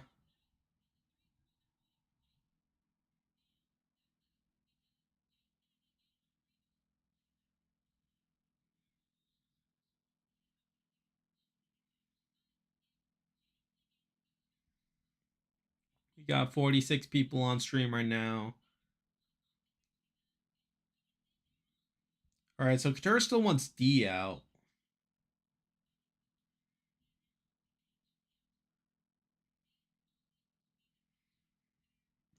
Yeah, let's see what happens here.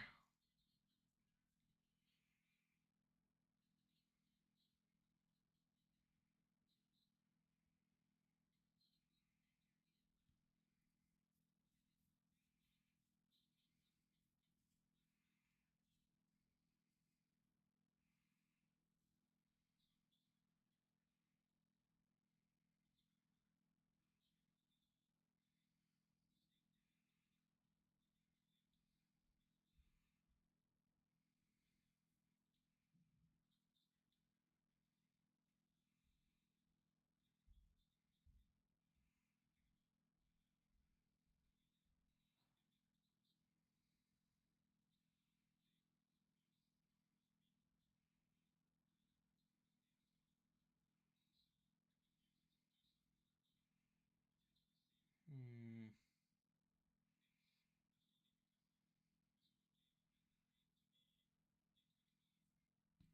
All right, so now Jake is talking about how he's been dying to be in control for like the millionth time. All right. All right, so now D and Julie are talking about Katura. This is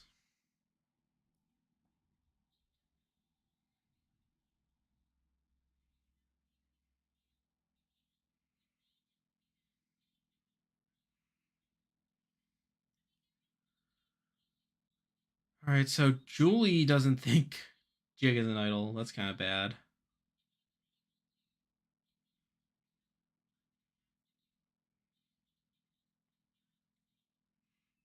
This is not great.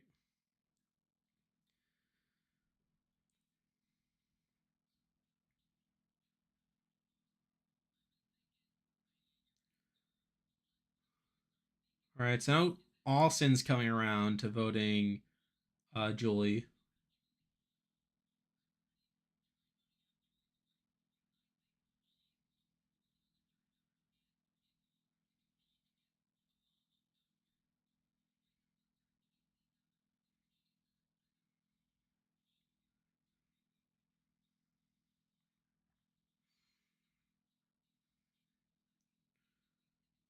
Okay. So D says she's gonna write down Katura. Okay.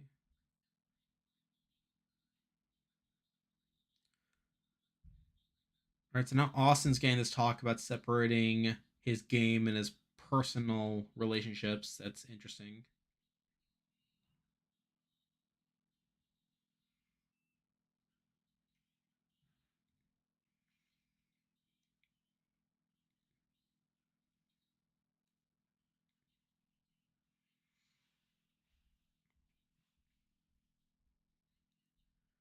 We could actually get a dynamic vote at 5 here. Oh yeah, this is kind of interesting. What's happening? Yeah, the way they're presenting it is interesting to say the least.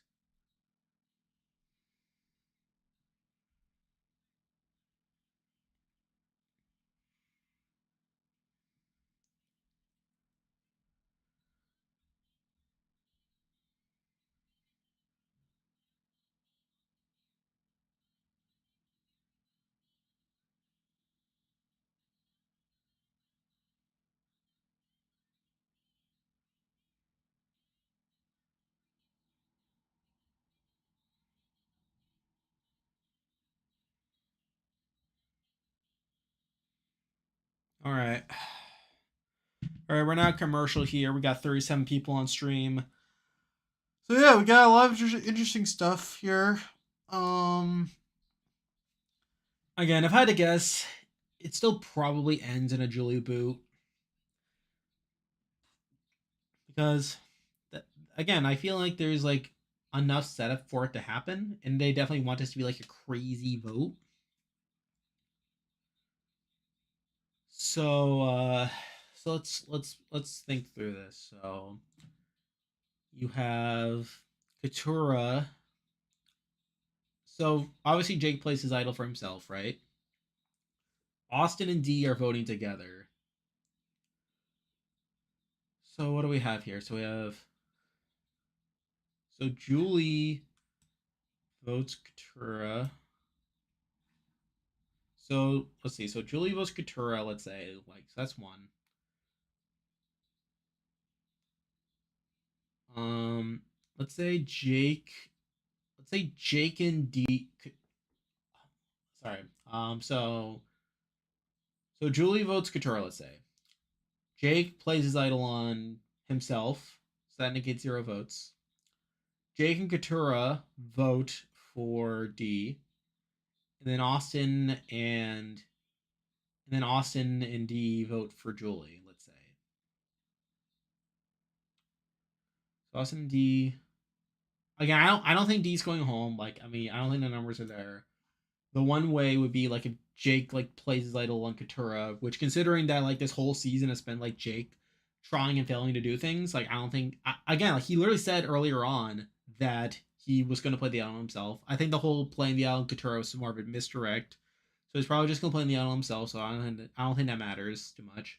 So really, it's just like we could get like a 2-2-1 tie between Julie and D, and then we get to the revote where like the votes are Austin, Julie, and Jake, and then Katura goes home probably. Oh wait, that's it. Austin and D vote for Julie, Jake, Katura vote for D. Okay, so then the votes become Austin, Austin, Katura, and Jake. Oh yeah, the D goes home with that. Probably goes home in that situation. If they're like already in on D. Um, yes, yeah, so that's not great. I mean, you could also have say Austin and D vote for Katura, Julie votes Katura, and then like Katura just outright goes home. Sounds reasonable. All right, what are you all saying? I think D's too obvious. Jake may get himself voted out. I don't think he'll do that. Again, I think he just plays the idol himself. Imagine D versus Austin fire making if Couture and Jake both get to 4. All right, we are back from commercial. We got 47 people watching. This could be.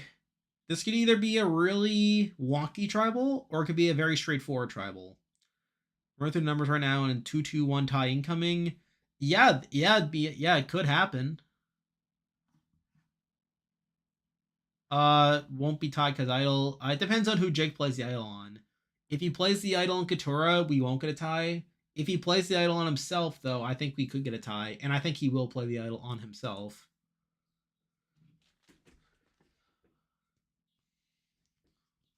All right, we're at tribal right now.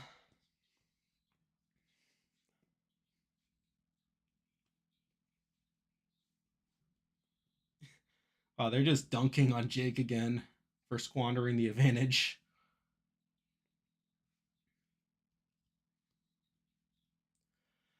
So, if they know Jake, so Austin and D, if they know Jake has the idol, they probably just vote Katura.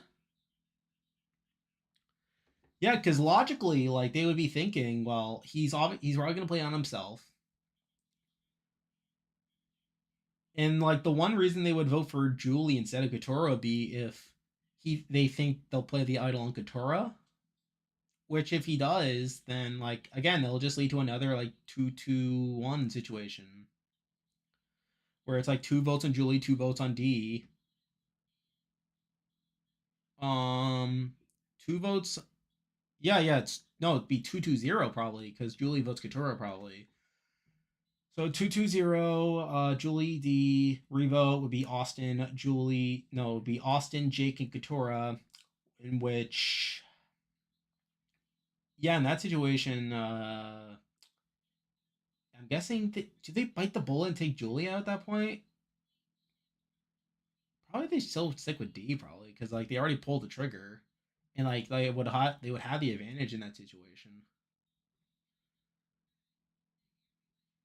We currently have 53 people watching. We are at Tribal Council right now.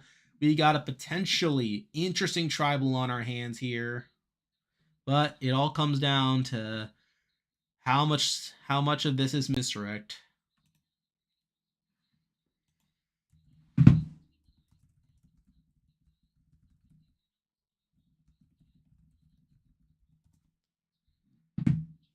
Again, like if D, I'm trying like it would be so weird for D to go out of 5 though. Like that would feel like very weird though. Again, if I had to pick Julie, I think it will still somehow be a Julie vote. If not, probably a Katura vote. Again, it would just be so weird though for like D's edit to culminate in a final 5 boot. Like it would have made sense if she was like the first juror or something, because like we see in the past that like first jurors typically get very strong edits, but like final 5 boots typically don't get strong edits.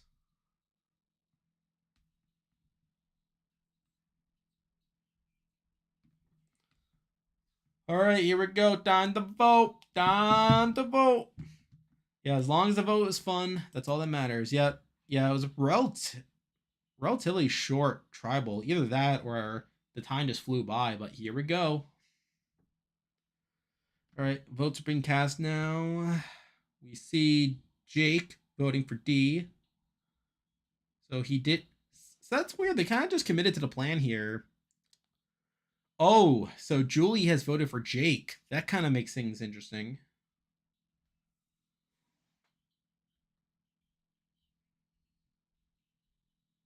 All right, Katura just got a voting confessional saying that she changed her vote as she thought the votes were coming onto her. Interesting stuff there. All right, here we go. Time for Jeff to grab the urn here. Time for Jake to make his decision on who to play the idol on. I think he's going to play the idol on himself. All right, here we go. Let's do this.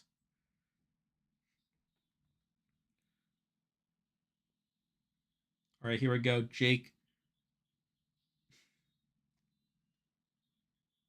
All right, so Jake is doing like a Tony impression here. Oh boy.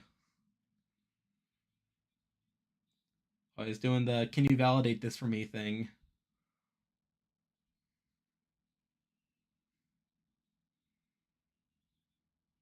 Oh wow, he actually played it for Katura.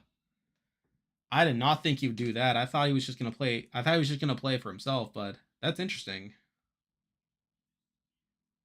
All right, let's see what happens here. All right.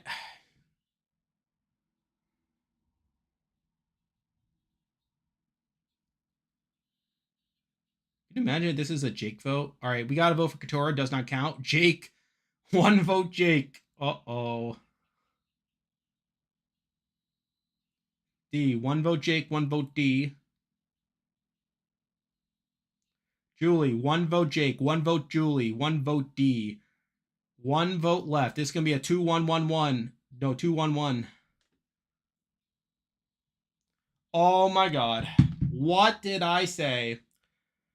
Julie has just been voted out 2-1-1. I freaking knew it.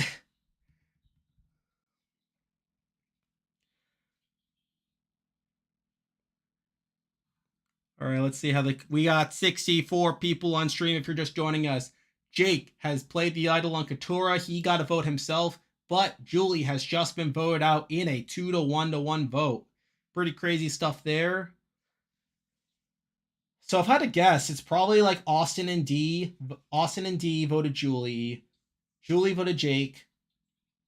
And then Katura voted no. Yeah, so Jake voted D. Katura voted Jake. No. Oh my god, I'm getting this wrong. Julie voted Jake. Jake voted D. Um, then Austin voted Katura. No, D voted Katura. That's right. Because she said she wouldn't write down Julie's name, right? Yep. All right. So D voted Katura.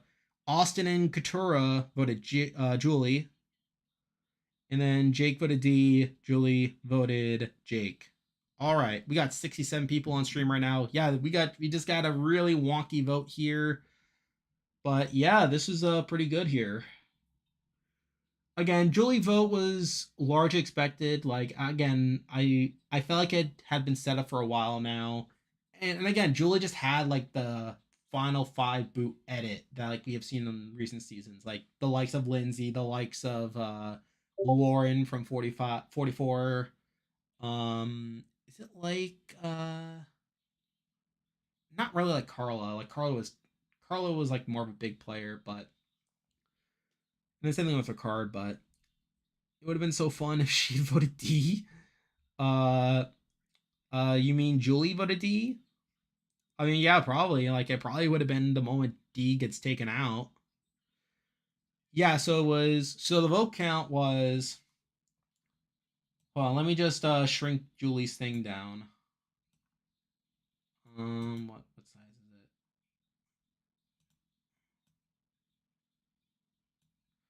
All right, so Julie is now the seventh member of the jury. We got our final four now.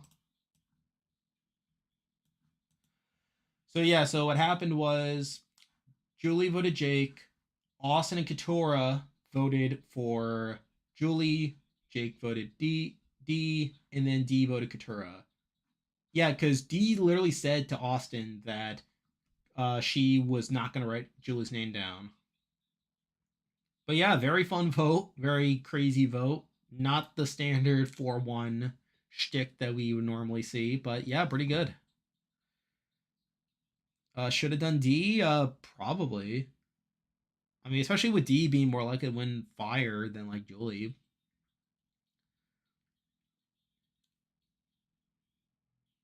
Julie rightfully cooked her on her way out.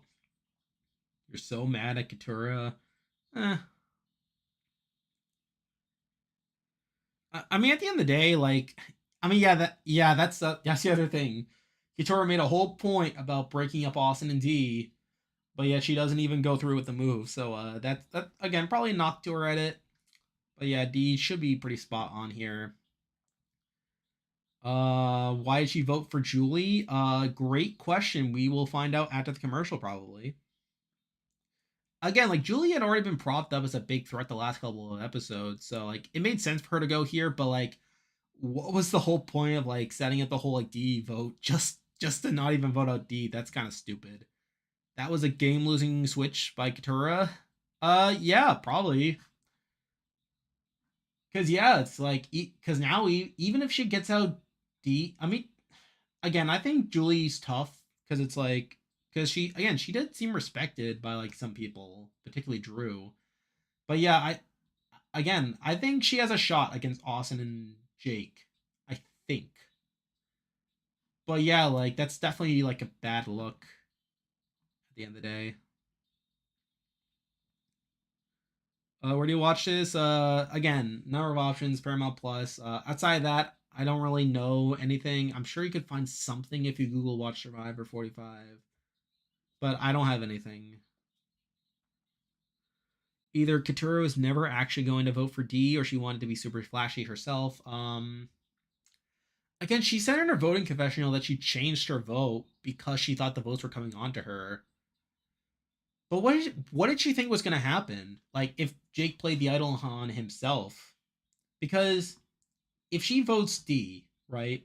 If she votes D and Jake plays the idol on himself, that leads to a 2-2 vote where Austin and D actually no. If Katura votes D, like D probably goes home, right? Because at that point it's like Austin Austin and D no, Austin votes Julie, so that's one. D votes Katura, so that's one. And then Jake and Katura vote for Julie. No, they vote for D. and then Julie's vote's negated because Jake played the idol on himself. So yeah, so D goes home in a 2 to 1 vote if Katurah flipped her vote there. That's assuming Jake plays the idol on himself. But yeah, I don't know what she was think. I don't know what she thought was gonna happen. Lawyers, I have Paramount. Where do I watch this? Again, like if you don't, if you live in like the Western time zone, like you might be in trouble because of like the Pacific airing and stuff. West Coast premiere. All right, so back from commercial now. We got 70 people on stream for just joining us. Julie has just voted out 2 to 1 Katurah flicker vote. Jake is mad at Katurah for flipping her vote. Yeah, Jake and Katurah are arguing. This is clearly not the plan. Yeah, Jake's mad.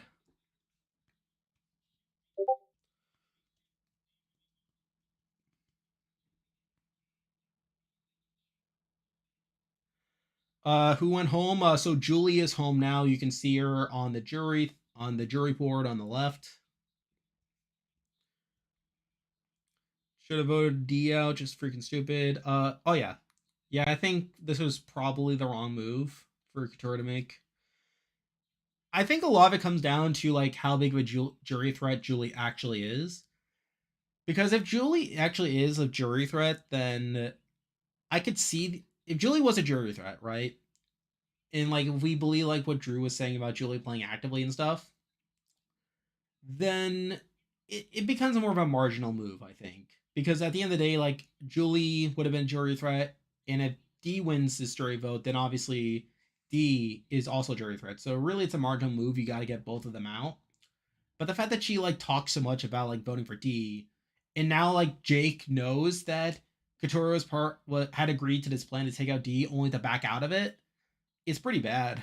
So yeah, I don't think she approached this the right way. Should have OD. All right, we are now getting to the final immunity challenge here.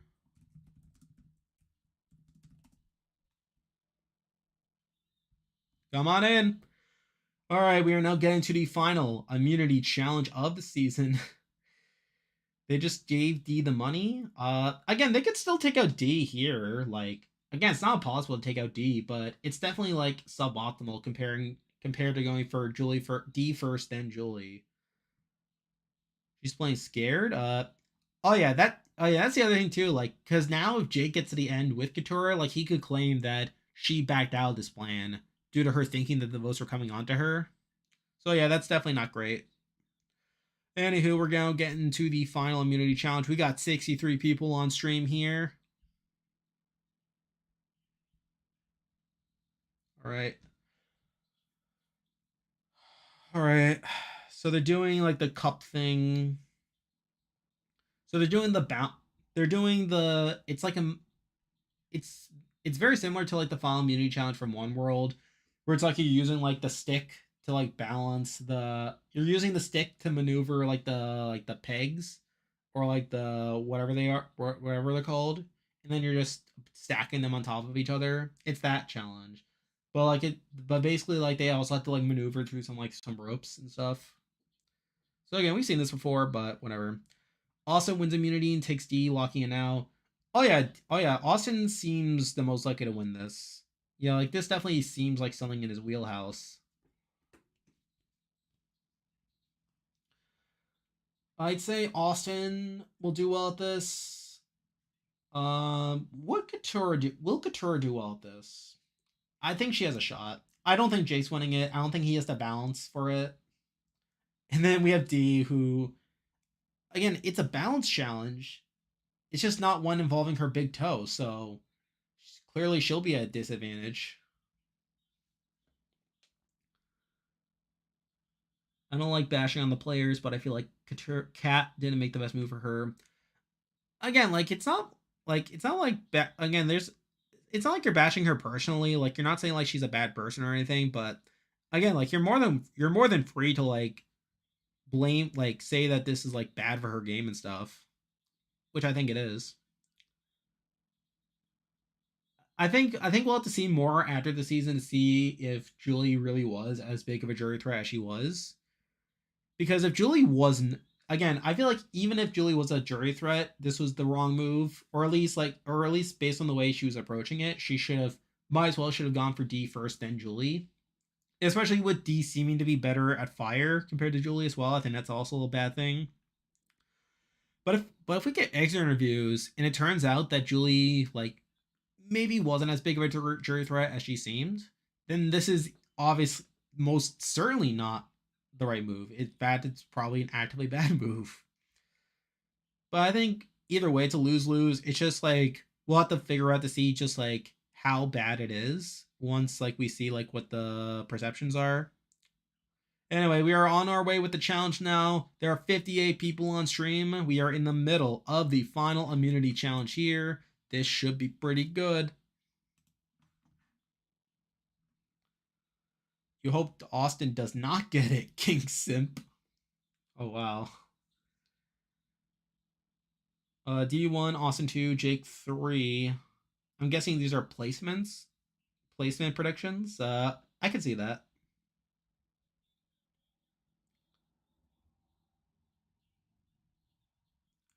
Oh, wow. So D is actually in the lead right now, but Jake's not far behind.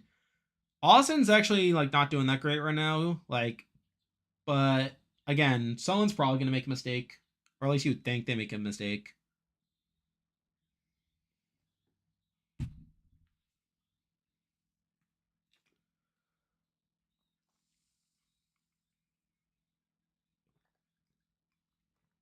Man, it's going to be so hard to record the player ranking tomorrow once I do all this stuff. Wow, Austin has lost his entire stack. Yeah, he's just crumbling right now.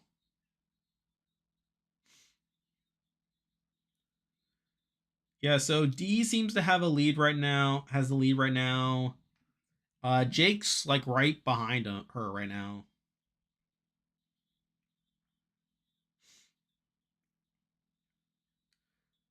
Yeah, D's just moving along here.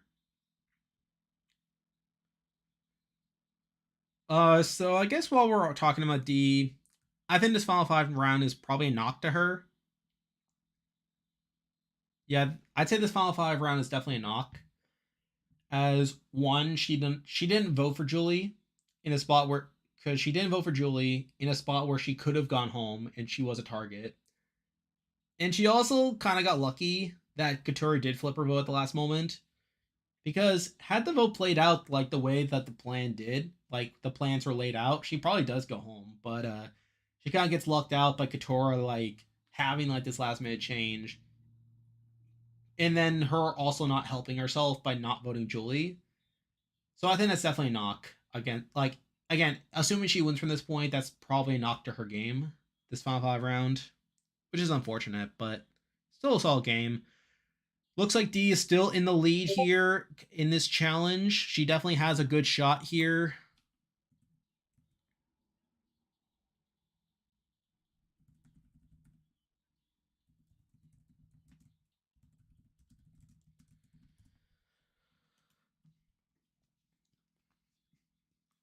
And I think this final four rounds also gonna be like kind of wonky for D, because it's like, because I think like is Jake gonna lose his stack here? Oh no! Jake just lost his entire stack, and D now has a massive lead in the challenge. All right. Yeah, so D still has what, one, two. Yes, D has three left.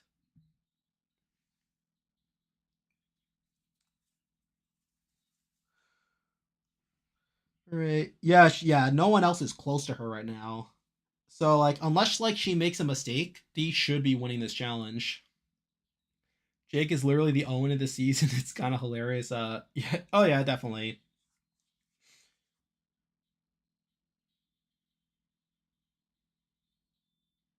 Yeah, Jake is literally just what? Oh wow. So Jake just got disqualified for the challenge. Yeah, he broke the challenge. Like he broke like so basically like the thing, like the trapeze thing that you're supposed to maneuver. He literally broke it. Like he was stepping on like the wires and like the corner broke off and he got disqualified for it. That's so funny. Jake is a Charlie Brown. Oh yeah, but yeah, this is so embarrassing. How I've never seen that before. Someone just breaking the challenge like that. I know I know I know like, oh no, Katura just lost her stack. D has, it doesn't I don't think it'll matter though. D has such a massive lead right now. Can she stick this final one though? Not a single good thing has happened to Jake this entire game. This is so sad. Oh yeah. Hey, at least it'll be good material for the player ranking. Like it'll be fun to talk about. I mean, this is probably not something I'll talk about much, but I might just mention it anyway because it's like he literally broke the challenge, and Jeff, we got a sassy Jeff moment. And with that, D has won final immunity, is guaranteed a spot in the final three.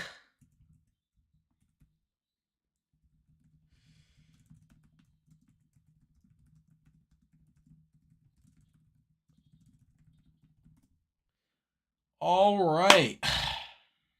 I'll just move these people down for now. But yeah, D is now guaranteed a spot at final tribal. And she has pretty much won the game at this point. I mean, what's the point of doing the rest of this? Like, why am I still streaming? So still. But I'll keep streaming. But the game's over. It doesn't matter who's here. It doesn't matter who wins fire. She literally got to the end. And I think she beats all these people. Just I'll move Austin here for now. Anyway. But yeah. What a funny challenge. All right, what's Discord saying?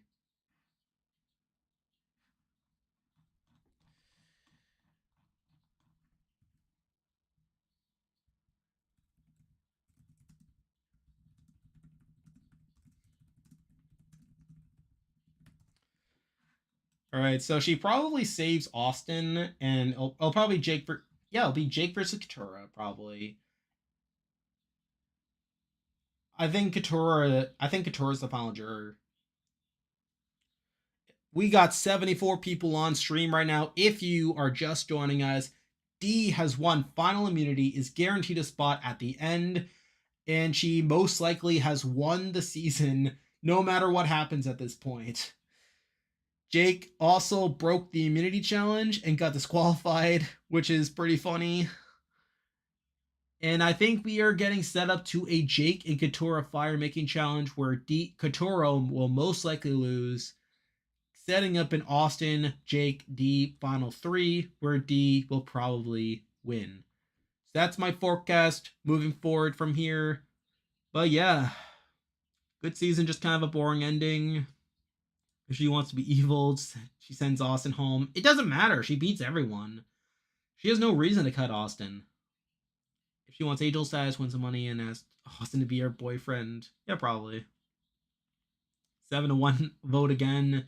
Everyone votes Steve but Drew. He votes Austin. I think honestly, I was just thinking if like maybe Emily would be more likely to vote Austin than Drew. Is D the best winner of the new era? Yes. I will say that these last two rounds are kind of wonky. I think this final five round we just saw was pretty bad. As she was in a lot of danger there, and she had to rely on some weird circumstances to stay. She basically had to rely on Katura thinking that the votes were coming onto her, and then switching her vote to D. I mean, switching her vote to Julie. Sorry about that. But considering that Jake played the idol on Katora, like they clearly had some sort of agreement. But even then, like Jake played the idol on Katora thinking that she was going to vote out D. So clearly, like, Katora had like a last second change. So obviously, we'll have to see what happened. We'll have to listen to her exit interview when it comes out tomorrow. But yeah, like if Katora literally just changed her mind at the last moment, then that's really bad of D. And especially considering that D voted for Katora. She knew Julie was a target here. She knew that Austin was voting for Julie. But yet she doesn't vote for Julie. Like her bond with Julie was too great for her to actually vote for Julie. So I think that's actually this Final Five round was actually pretty bad, and I think that kind of knocks her down on the winner ranking. And obviously, like there'll be like a knock when I talk about her on like the player ranking that'll come out on either Friday or Saturday. But anyway, we just got a commercial for reindeer games. But I will say the Final Four isn't as bad. I think it's not as good as it could have been.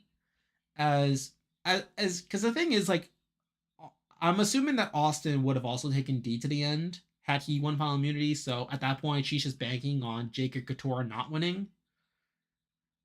So we'll have to see with that situation. But this final five round was pretty bad. Couture taking the most Weasley least brave choice is completely on brand with her tactics all game long. Uh, that's fair. We got 76 people on stream right now. We are still a commercial break.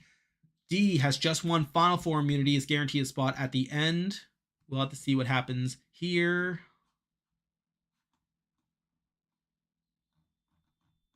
All right, we are back from commercial now. We'll have to see what happens here. Hello, Checkmark. Hello, Max. Welcome to the Discord server. I see you joined. We are back from commercial. We are seeing D celebrating her immunity win.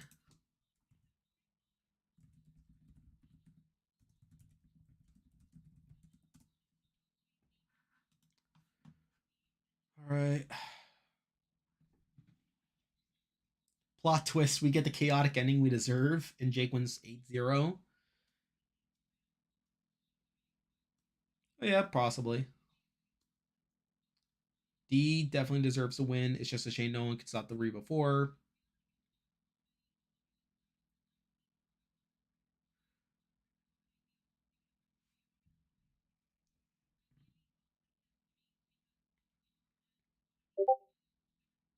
Does D get all the votes on the jury? Um, I think in a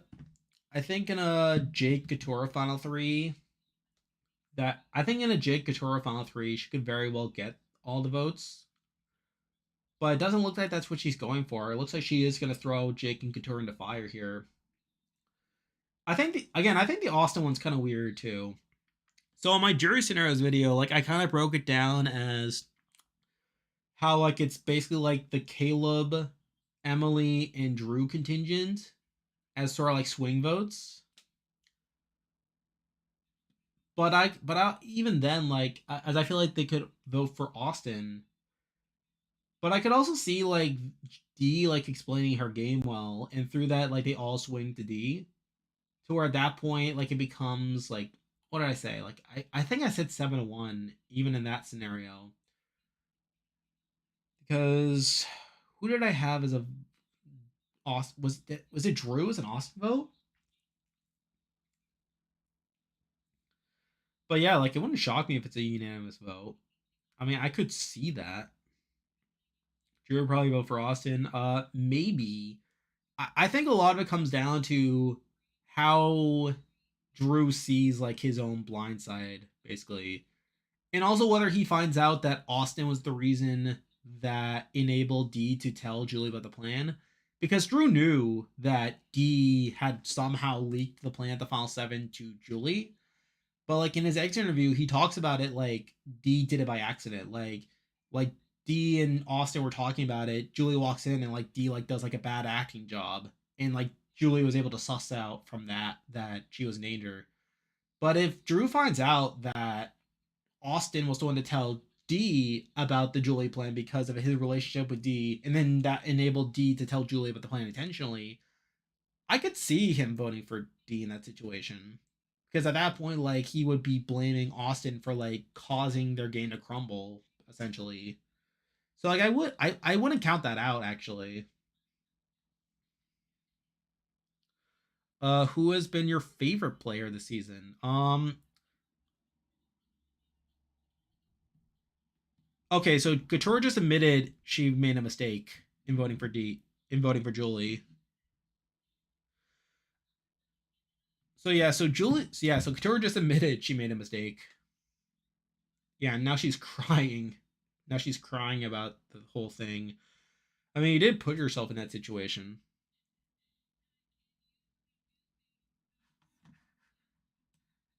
Yeah, this is not good content from Couture. I think Couture loses fire here. I think we're getting the D Jake Austin final three here. Yeah, like Couture's crying, like she's getting like the slow mo fire stuff. Like she's clearly losing this, right? And like again, like we got foreshadowing to her losing fire like earlier, like because we had that moment a couple of episodes ago where Jake was practicing fire and Couture was like, "Can we not do fire? Can we just vote someone out?" So clearly she's not good at fire. And like now like the show is presenting this as like she's like about to have a downfall and it's largely her own fault because she kept D in the game and now D won immunity and she's about to put her in the fire.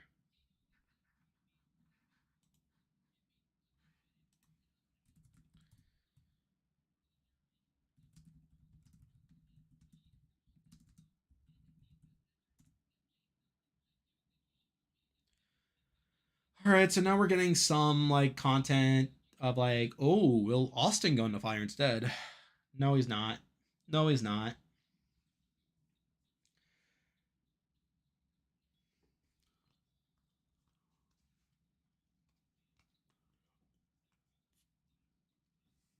All right, so Jake's like now we're seeing Jake practicing fire.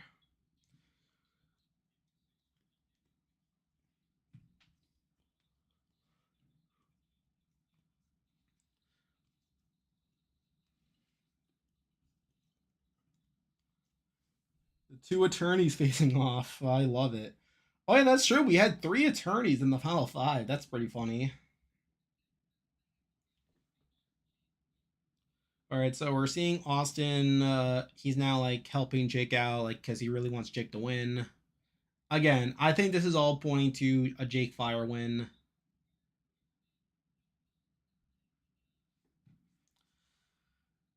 Yeah, he's trying to like pull like a. No, it's not really like a jam jam.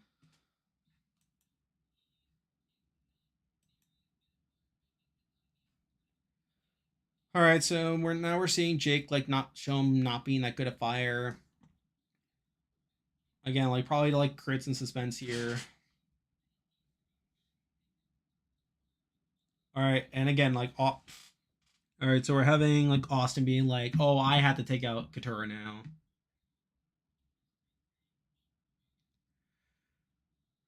If she sends Austin and Katura beats him, OMG.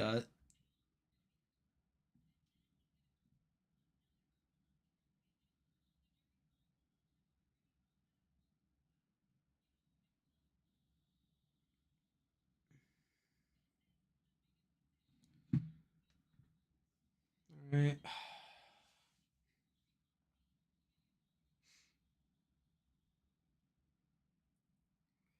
All right, we are now commercial. We got 58 people on stream. But yeah, like we are about to get to the forced fire making challenge. Now, Jeff did say on his On Fire podcast that there might be some modification to this. So we'll have to see what that entails. We'll have to see what that means. So we'll see. Who from the season would you like to see on All Stars? I think again Emily, if she's up for it, I'd be happy with her on there. I'm not against Bruce being on there, even though I think he's a bad player. I think Kayla would be fun. Kelly would be interesting. I don't know if I want. I don't know if I need D back per se. And I think, Austin has enough people in his archetype already. So I don't know. I'd say I don't know. Caleb. Again, I think like Caleb, Bruce, Emily. I think I'd be pretty happy with that. Or Austin will beat D. Interesting. I don't think that. I don't think it's gonna happen.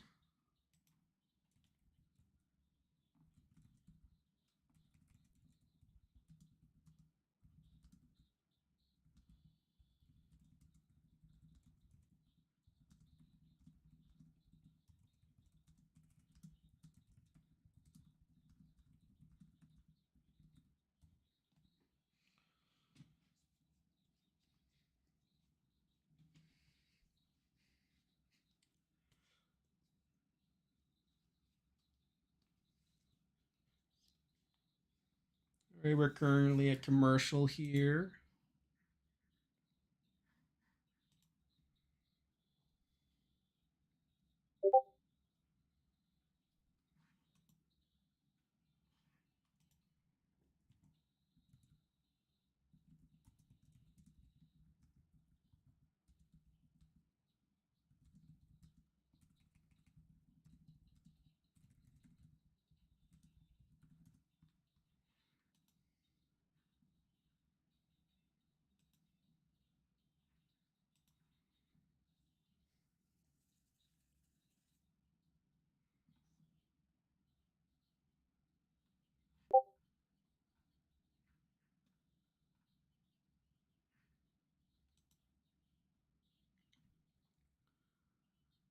Um,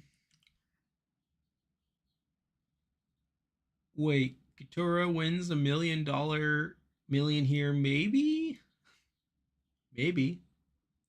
Jake's story is tragic. I would agree. It's a Greek tragedy, just like you said. I think Dee is sending in Jake because she thinks Austin will beat her if he wins fire and it's her undoing. And what I don't think it matters for Dee. I think because again, I think Dee beats everyone, and I don't think the fire making challenge matters. Again, like because like really, it's like what like ever since fire's been introduced, like when has it mattered? Uh, I mean, I mean, the only time it really mattered on like it mattered like since it was introduced was Edge of Extinction, which was a weird situation since Chris had already been voted out, so he needed everything he could get at that point, and he had to take out Rick. But yeah, if we go through it, like HHH, it didn't matter, because Ben would have won either way. We're back from commercial. We got 70 people on stream here. Ghost Island, again, it doesn't really matter either. Again, Wendell would have done the same without fire. David versus Goliath. We had Mike win fire, but he obviously lost for other reasons. Um, Again, Edge of Extinction it did matter. Again, for weird reasons, extenuating reasons. IOI didn't matter because Dean won fire. He still lost. Winners at War, Tony obviously won fire, but Tony would have beaten everyone there anyway. 41, you have Deshaun winning fire. He still lost. 42, you have Mike winning fire. He still lost. 43, actually did 43 did matter, but again, that was a situation where it's like all the three people at the end were like around the same level, and the jury was relying on very marginal things to decide who to vote for there.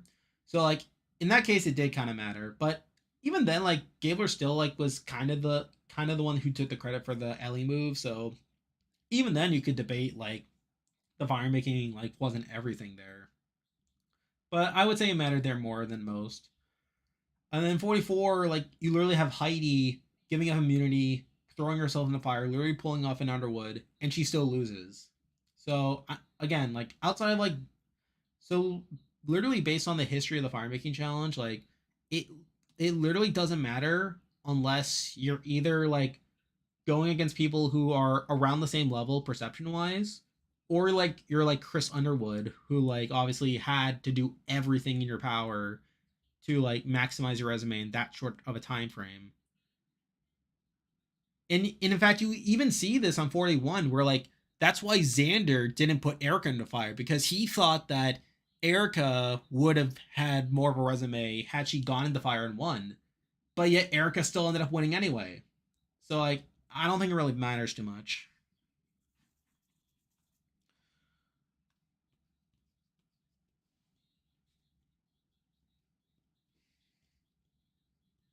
All right, we're currently at tribal here.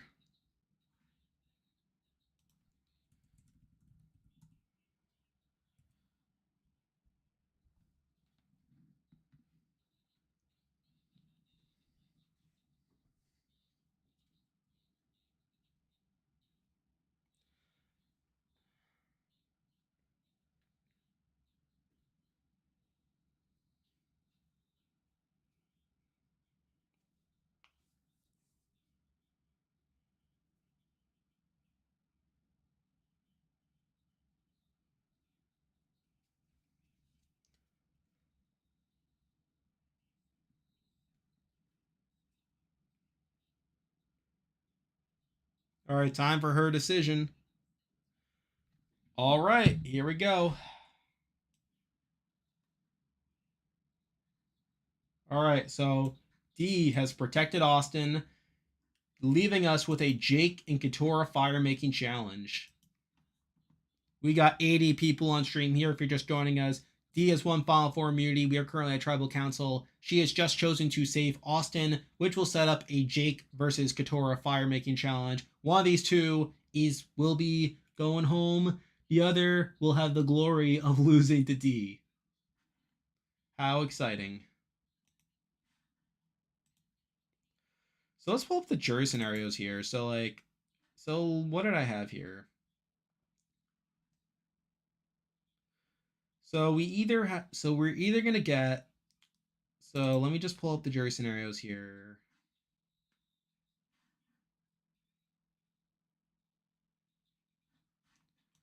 Let me just post this. We're about to go to commercial anyway.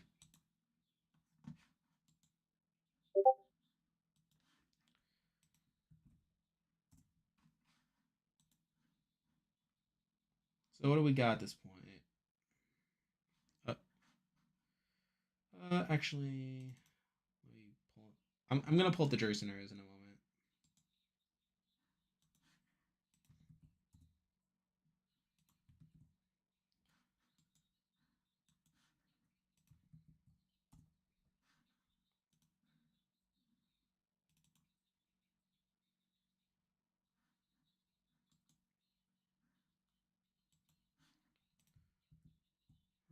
Oh, come on.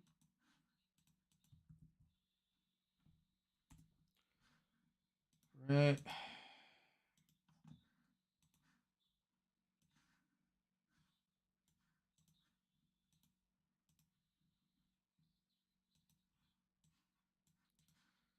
So here are our two scenarios.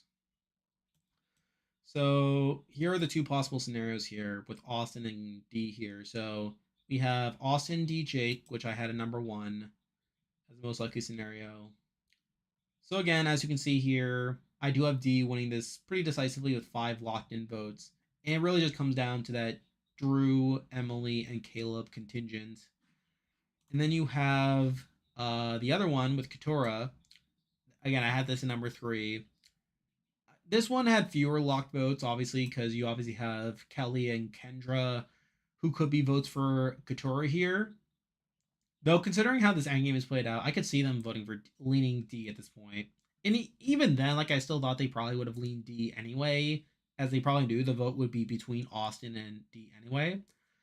And again, like, that Drew, Emily, Caleb group is still, like, kind of, like, up in the air over whether they vote Austin or D. I could see. I think a realistic split could be maybe Drew votes for Austin, but then Emily and Caleb vote for D. And then through that, we get the 7-1 thing that we get every season because that's the only way people know how to vote in the new era. So there's that.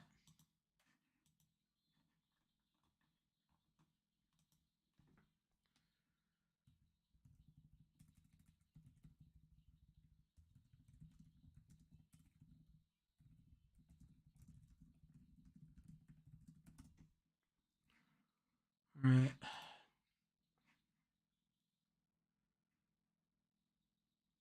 Need Jake to win this fire so we can see something go right for him.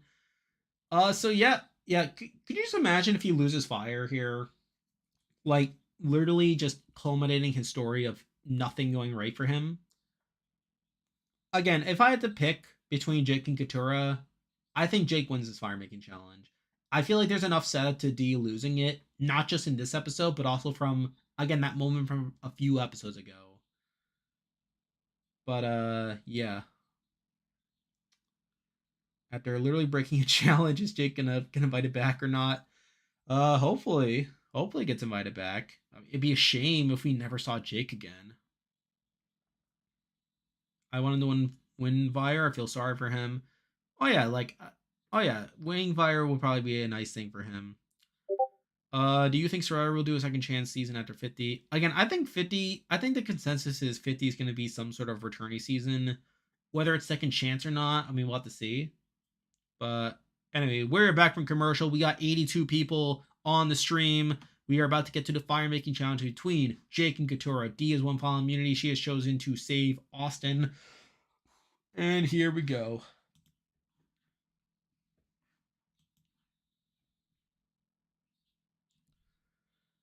Katura is a worse version of Sandra as a player. Katura is everyone, but me strategy doesn't really work. Yeah, I think that's fair. Anyway, we are underway with the fire making challenge. Not much has happened yet.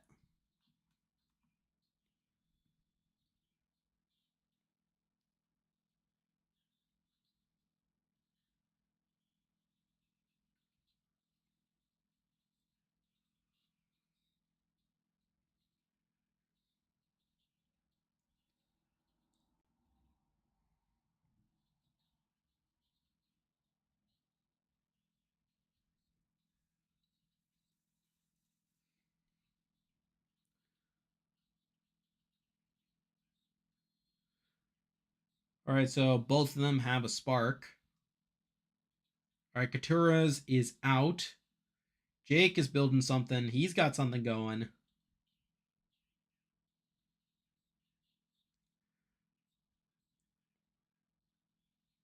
All right, he's got a fiery. He's got to hurry. He's got to build some structure. It's gonna burn fast.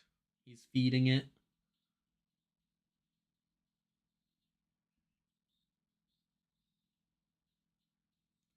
All right, so now Katura has something going. She has a little flame going.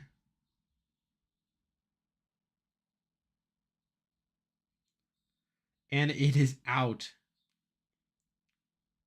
We got 86 people on stream right now. We are in the middle of the fire making challenge between Jake and Katura. Jake has a noticeable lead right now. Not a huge flame, but he is building something. He is building towards something. Katura doesn't. Katura's had a few sparks, but they have gone out up to this point. She is really floundering right now. Yeah, Jake is just kind of nursing the small flame right now. All right, it's getting taller.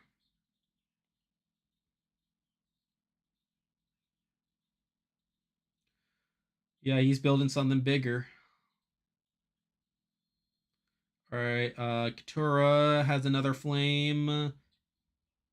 She's just smothering it. Like it just keeps going out like right away. Like she's trying to like fold like the husk, and it's just like going out right away. Yeah, Jake has a pretty big lead. Yeah, he's like touching the rope. Like should oh yeah, he's winning this.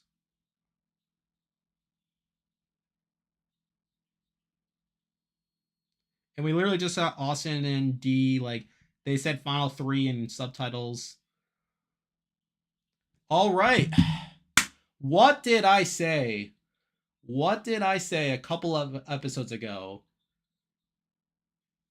Jake has just won the fire making challenge, giving us a final three of Austin, D, and Jake. And with that, Katura is the final juror of the season. Let me just shrink her down. Let me just get the right size. One, two, four.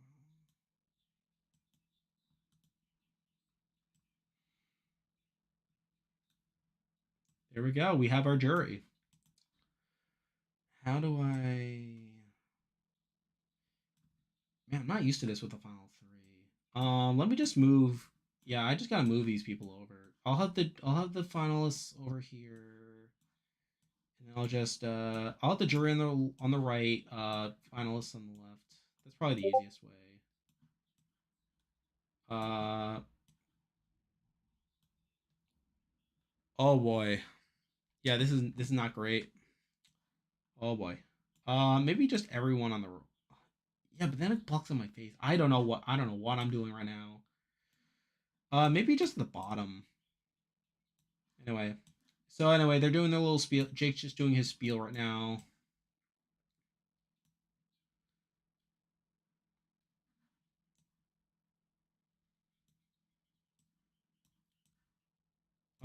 Maybe just D on the top and then them at the bottom like this.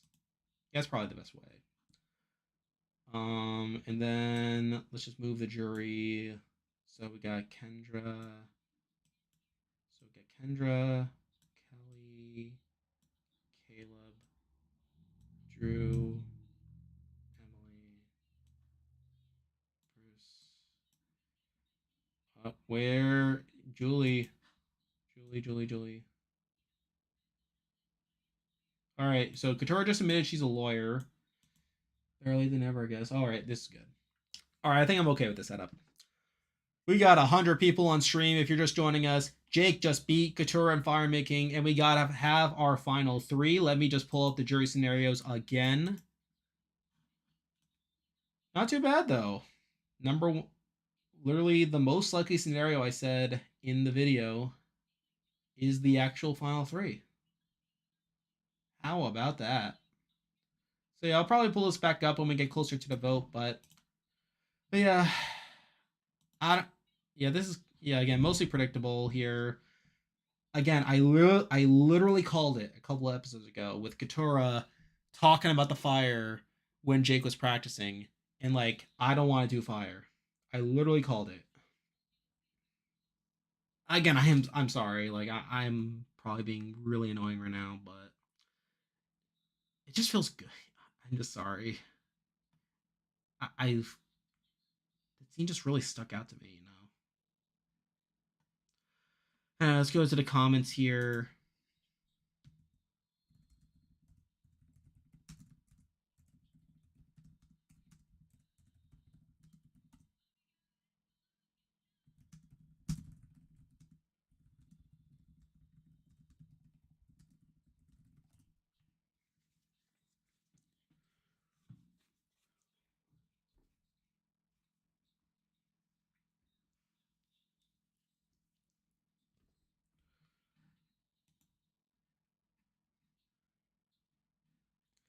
Hey Kylo, welcome to the Discord server. Welcome aboard.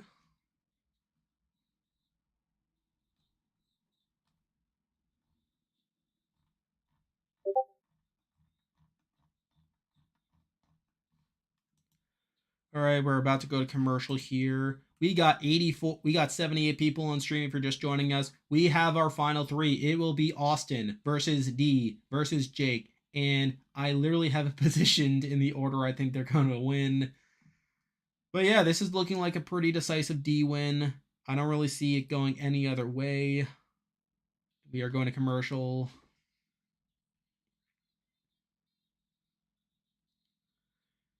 Sandra was an amazing player, but she also had lots of confidence, and that's what allowed people to feel like she deserved to win. Yeah, to a degree, she definitely has that aspect. Yeah, Katura doesn't have nearly as much. Like she was definitely more indecisive. Good for Jake. Yeah, good for Jake. He finally had something go right for him. That's true. Blank or is it Blanche? How many people from the season would you see coming back for a returning season? I don't know. I think two, maybe. Again, three might be a good number. I think. Again, it's hard to tell at this point.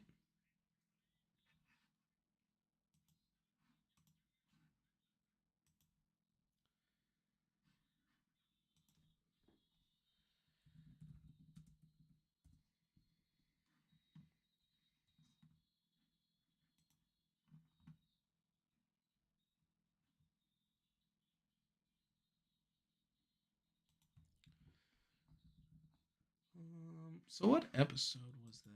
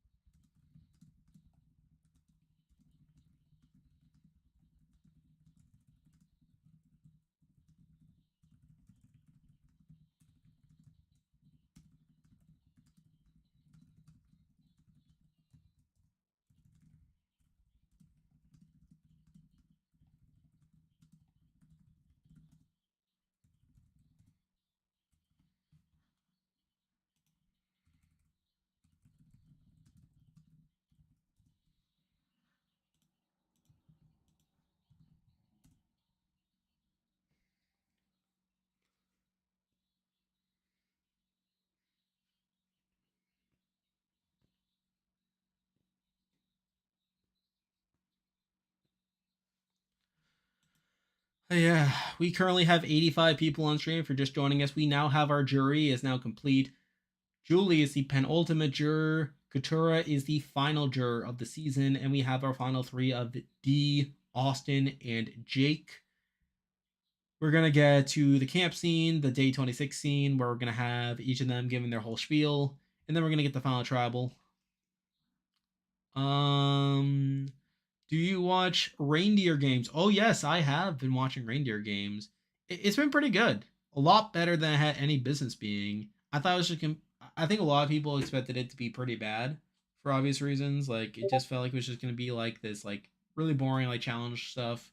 But it's actually been pretty good. Like there's been some good drama. There's been some good outcomes, and like the actual format is like actually allowing for some strategy to take place. So yeah, it's been a fun ride.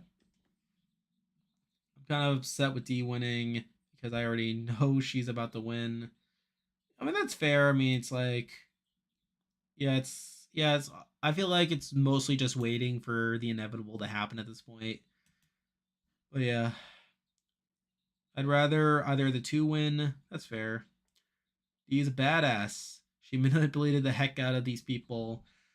Uh yeah, I think she played a very solid game. I mean, it's not perfect. I mean, I'll talk about it in the player ranking, but again, I feel like she's probably the best winner of the new era by a decent amount, actually. But there's some wonkiness. Are you excited for the Reindeers game finale tomorrow? Oh yeah, definitely. Yeah, so like we got Frankie, Nicole. Oh, spoilers for Reindeer games. The final four is what? It's Frankie, Nicole, Xavier, and Taylor, right? I think for a lot of the season, I feel like it's between Frankie and Nicole if I had to guess for who's gonna win it. I don't think it's Taylor. I feel like she's probably not gonna win out, and I feel like the same thing with Xavier's. I feel like it's between Frankie and Nicole. Can Austin win? I don't think so. Can Jake get votes? The only vote I could realistically see her getting is Kendra's, and even then, I think she votes for D over Jake. I just don't think it's enough. Anyway, we're back from commercial. We got 73 people on stream. We're getting the day 26 spiel with the breakfast and all the last confessionals before final tribal. Have you ever applied to be on Survivor? Uh, I did. I did apply once, but again, like I'm not really built for reality TV, and like I don't know, like I feel like at this point, like I'm kind of fine with not playing.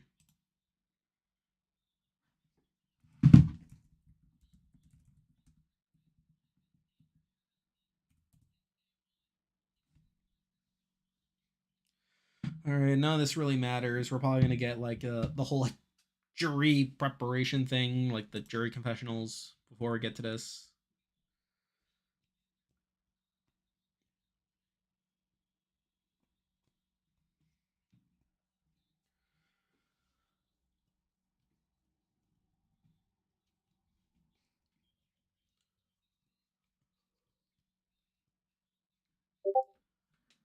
All right, so now Austin's talking about the jury here.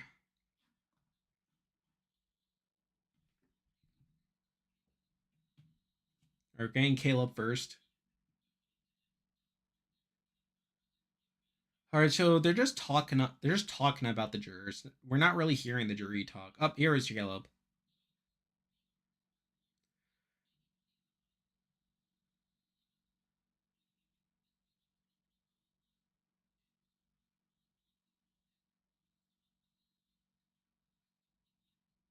All right, so Caleb's talking highly of Jake right now.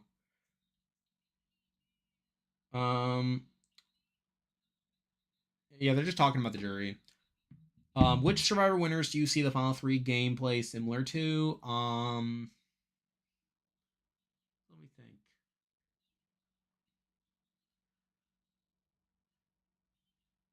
I'm just trying to think.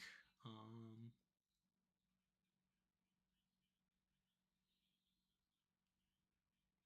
I was gonna say Karamoan, but I think Sherry played a better game than Jake, so not that. Um,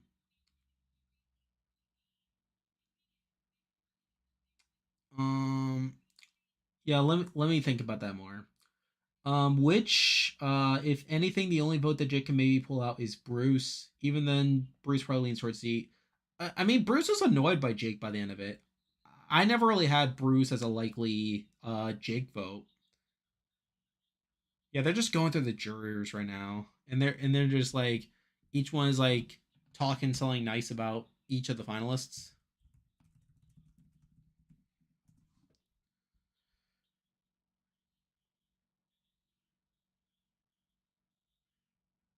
Yeah, yeah. Bruce is talking nice about Jake right now. Anyway, back to your question. Not IOI. Um,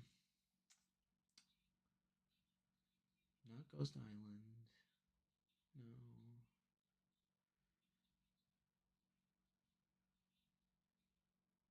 no,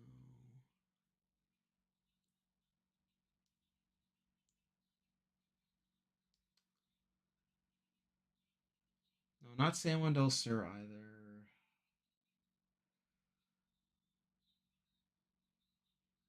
Not Blood versus what? I'm trying to think. Like, I'm trying to think of like a dominant winner, a like semi-dominant player, and like a complete goat that had no clue what was happening the whole time. Maybe Fiji? Yeah, maybe. I guess Fiji is the first that comes to mind. I mean, maybe there's also China, but I don't think D and Austin collectively are the same as Amanda and Todd. So maybe not that. Not Samoa. There's not South Pacific.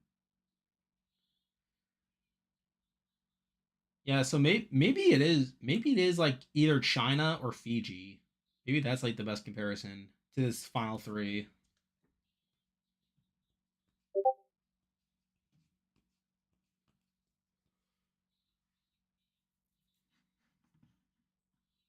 Anyway, back to this. Wish I got to see Emily's gameplay at this point.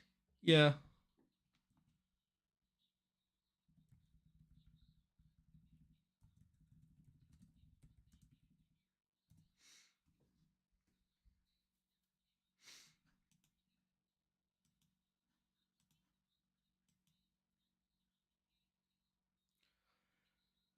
So yeah, I think so like let me think of this. So final juror ranking.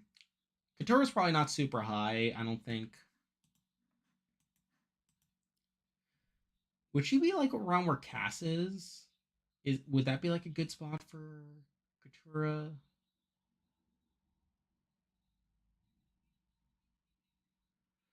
Yeah, I think that might be apt. Like probably have if we are doing like a final juror ranking, maybe like around where Cass is, something like that. And then like I know Marina Review's doing like a penultimate juror ranking. I'll be interested to see where Julie lands. I think Julie might be high on that, but we'll have to see. because I think the biggest knock with Julie's game is like the fact that she was such a big threat the last couple rounds. And then we have the final three. I already mentioned them. I think D would be high on winner ranking. Austin might be like upper middle tier. Yeah, I'd say like upper middle tier if he won. And then Jake would be like bottom tier.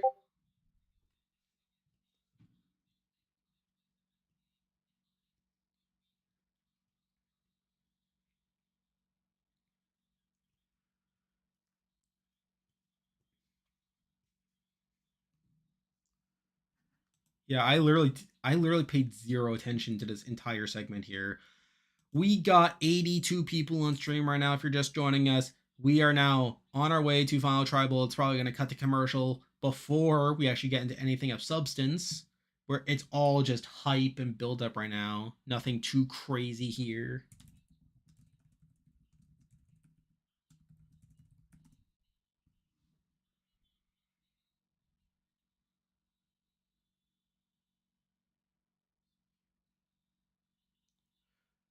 All right.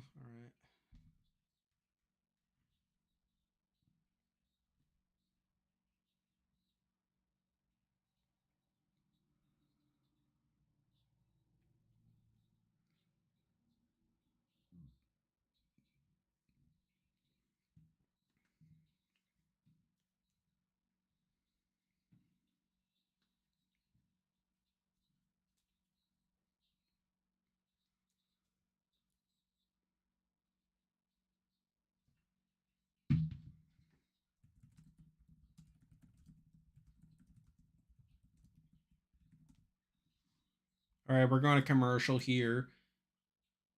It's going to be 7-1 again, and I'm going to laugh. I mean, yeah, like the path is there for another 7-1 vote. Because if we pull this back up, because yeah, you literally have like 5 locked votes from D. You have Kelly, Kendra, Bruce, Julie, and Katura. Then you have these swing votes in Drew, Emily, and Caleb. I think Emily's more likely to vote with Caleb than she is with Drew. So yeah, like if Emily and Caleb break for D and then Drew breaks for Austin, then yeah, we literally have another 7-1 vote. Again, it's literally the only way new era juries know how to vote. It's like, what are we doing? Like, at this point, you might as well just expand the jury again. Because, like, I know, like, one of the arguments for, like, smaller juries is that it leads to closer votes, but it literally has not happened. Like, it hasn't happened. We've literally got the same jury count every single time in the new era. I don't...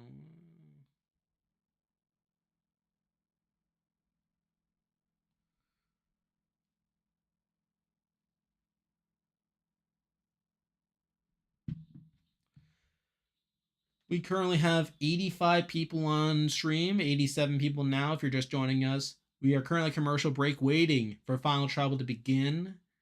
We got Austin versus D versus Jake at the end. If you missed what happened earlier, Julie was voted out in 5th in a 2-1 vote after Austin won Final immunity. There was some serious concern that D would have been the boot there, but they were able to avoid that due to Katura switching her vote at the last moment from D to Julie. And then the final 4, D won Final immunity, saved Austin. We got Jake versus Katura Fire making challenge where Jake won, sending Katura to the jury. Now we got this scenario here.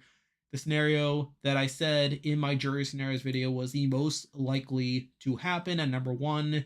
And I think it leads to a decisive D win. It's just a question of the margin. I feel like D has the win equity. She has the edit to justify the win. It's just a question of what the vote count is going to be, whether it'll be another 7-1 vote or whether we'll actually see something different for once. We had the potential for the vote to not be 7-1. We could have a unanimous jury vote depending on how this contingent of Drew, Caleb, and Emily split, but we'll have to see how they react to the jury. We obviously saw the jury talk before the tribal about how they talked highly about Jake and Austin, though obviously that a lot of that is to hype up Final Tribal. even though, but it may not reflect how they actually feel. We'll have to see what happens here. My head consumes me a false hope, which is why 800 Jake. Indeed. Oh, thanks, Rose. That's why I'm here. I'm here to enjoy this all with you. Will the reunion be shorter based on time? Not really. Oh, that's right. It's 9:58.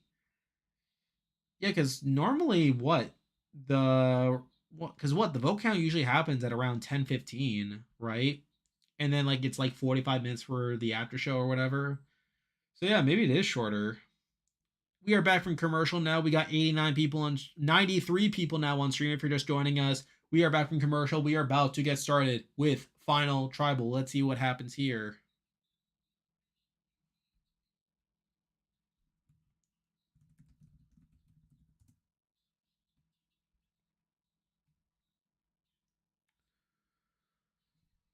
All right, here we go.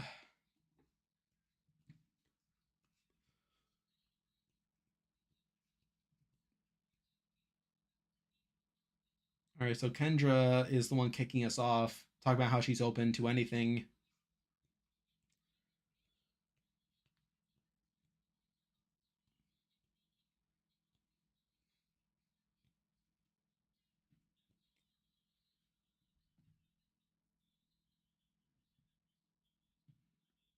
All right, so Jake is talking.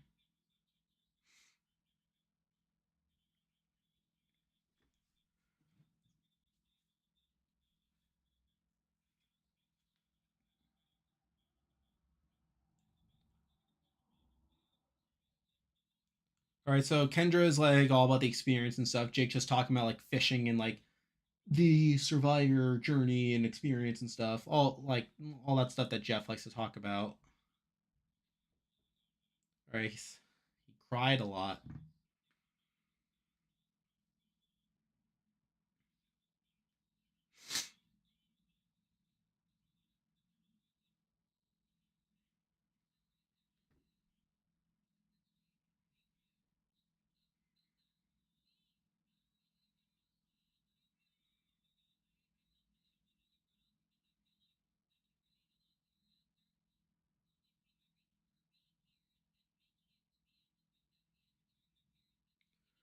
No, so they haven't done opening statements in a while. Like they usually just have closing statements.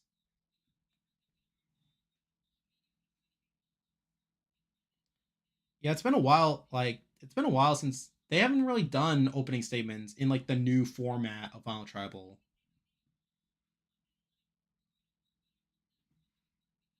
Yeah, D's talking right now.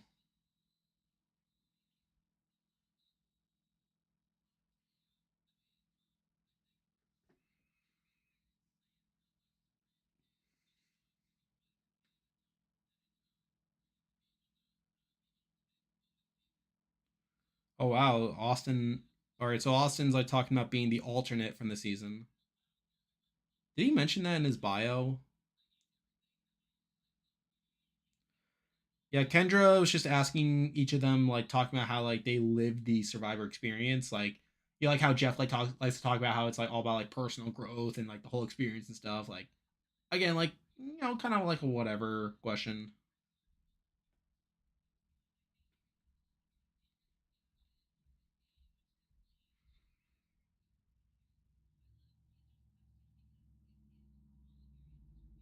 All right, now Katura is talking.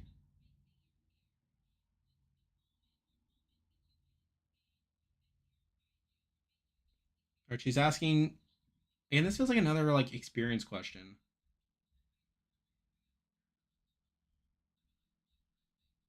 Austin wins no matter what because he goes home with D. Yeah, I guess so. Like, are they still dating? Like, I mean, I'm guessing they're not like open about their relationship yet.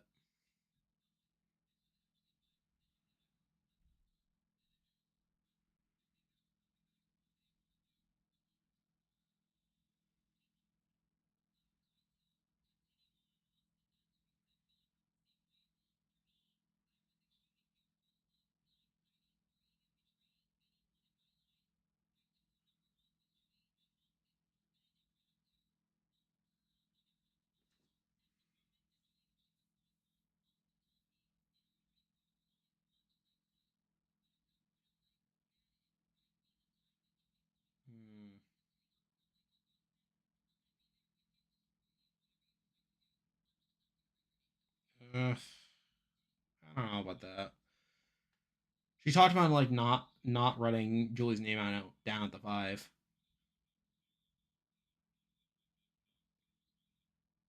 Yeah, and plus she gave like a very similar answer to Austin. I don't know about that.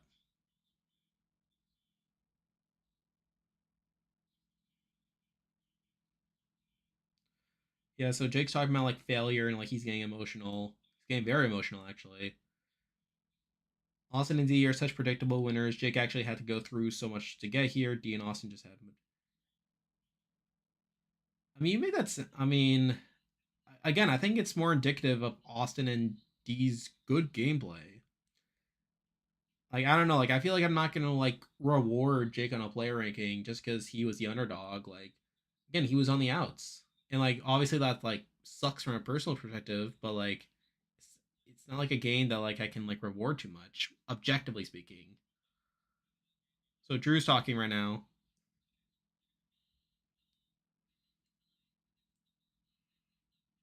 All right, or he's talking about like the Reba Alliance.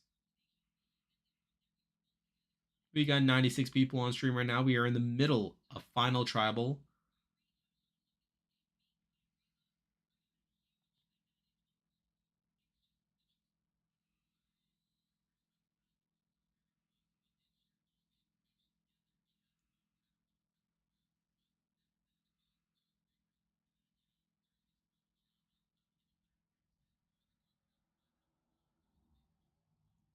Promo for 46 better go hard or else we riot.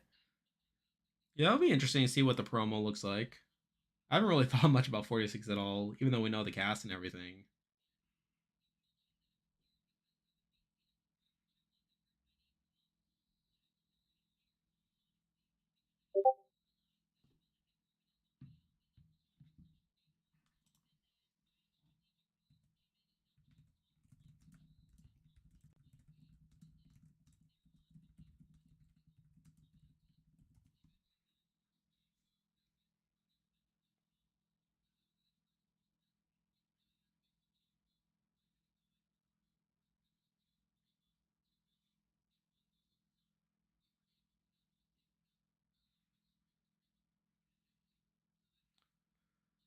All right, so Austin and D, like they're trying to like edge each other out, like they're trying to claim like more credit for like a lot of these things. Like they're talking about like stuff that happened in the pre-merge too, which is like I don't know, like not great.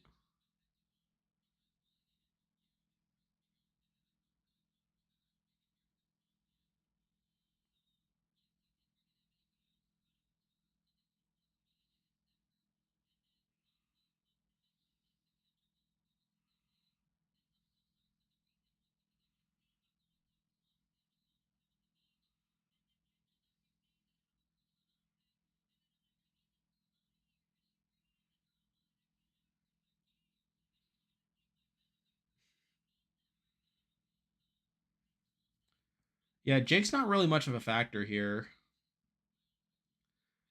Is Drew salty about the alliance blindsiding him? He was definitely upset when he was voted out. I don't really get that impression yet that he's like salty in particular.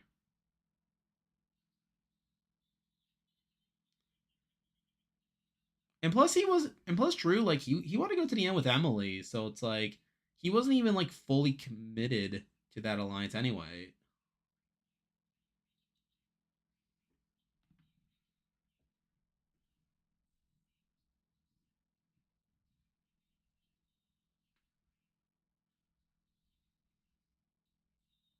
All right, so Emily's asking about her using her brain instead of her heart.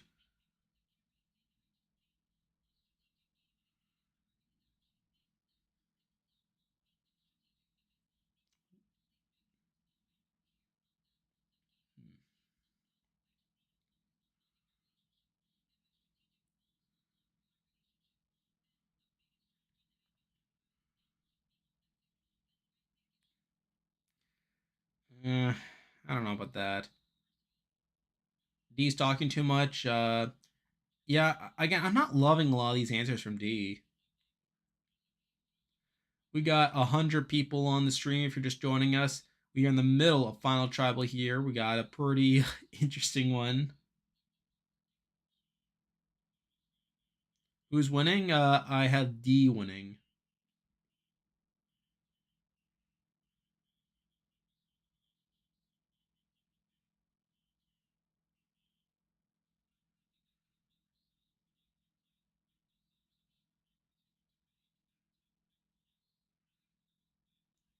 Jake is literally just. He did get a question. He just got a question from Drew, so like he is talking a bit about his game.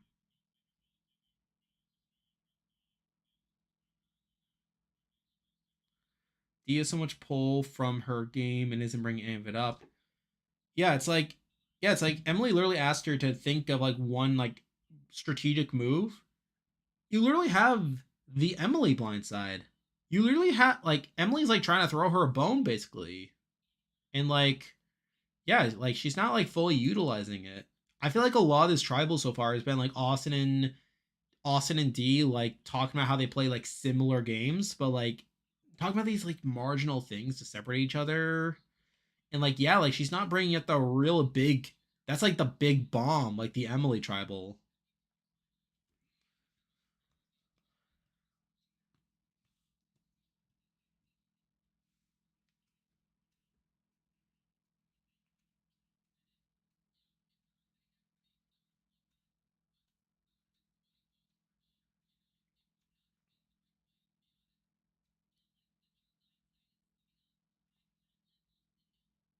Okay, so now Emily's bringing up like she's bringing up not bringing Austin into the Drew blindside.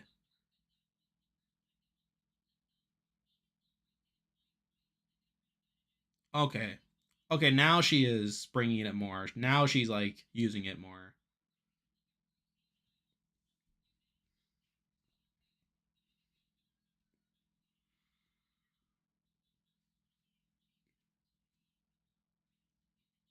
All right, so now Kelly's like letting Jake speak.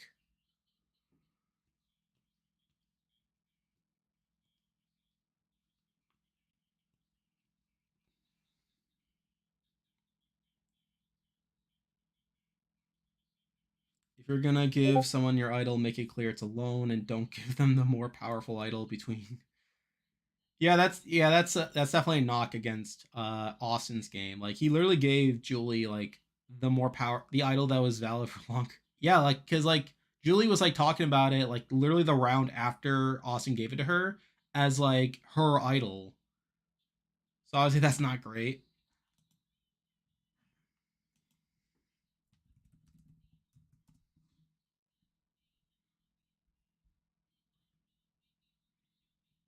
All right, so now they're just talking about the showmans. So again, kind of whatever.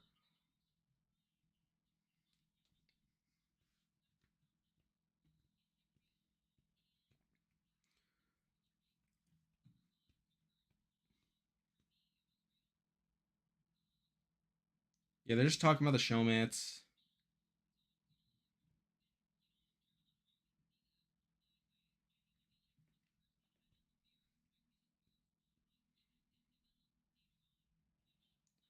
Why are they low key giving each juror a chance to ask a question? I'm loving this. Oh yeah, it's been pretty good. Like, yeah, they definitely have been spreading the love a bit. Can't complain too much,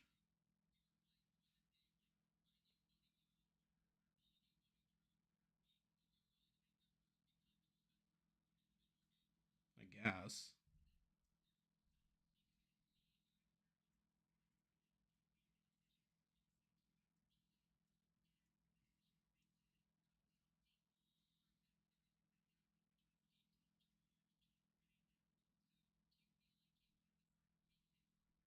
All right, so now Emily's grilling Austin about the blind side and him leaking her plan.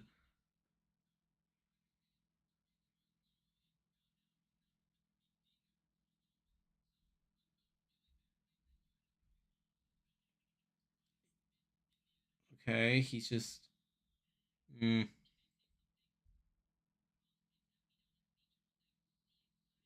All right, here we go.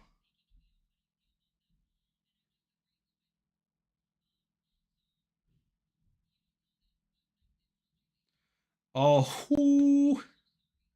all right. So D just dropped the bomb that she leaked the plan to Julie, and Austin didn't know it. Yeah, this is a big yikes for Austin.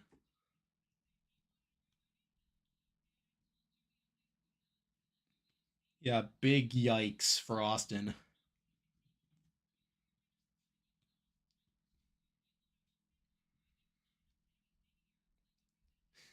Julie for will rent. How's that translate to the bedroom? More or less. She just buried all Austin's credibility and agency right there. Yeah, like that's what she needed to do. Like, why didn't she do that earlier?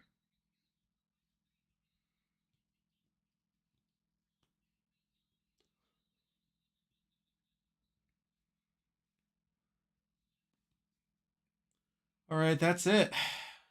Are we getting Are we getting closing statements? Oh wow. Okay, so we're just not getting closing statements. That's weird. We got 106 people on stream right now. If you're just joining us, Final Travel just concluded. I would say D's performance was okay. Like there are definitely some like not great responses about her like putting her emotions first, like admitting like she can't like separate her emotions from strategy. And like I feel like for a lot of it, Austin and D were kind of just talking like they play like similar ish games. But yeah, like it was like late in the tribal, like D finally managed to separate herself, like making herself look like the better player there compared to Austin. She did what she needed to do, and she should win this pretty decisively at this point. Shouldn't be too much issue here. We'll see what happens though after commercial break.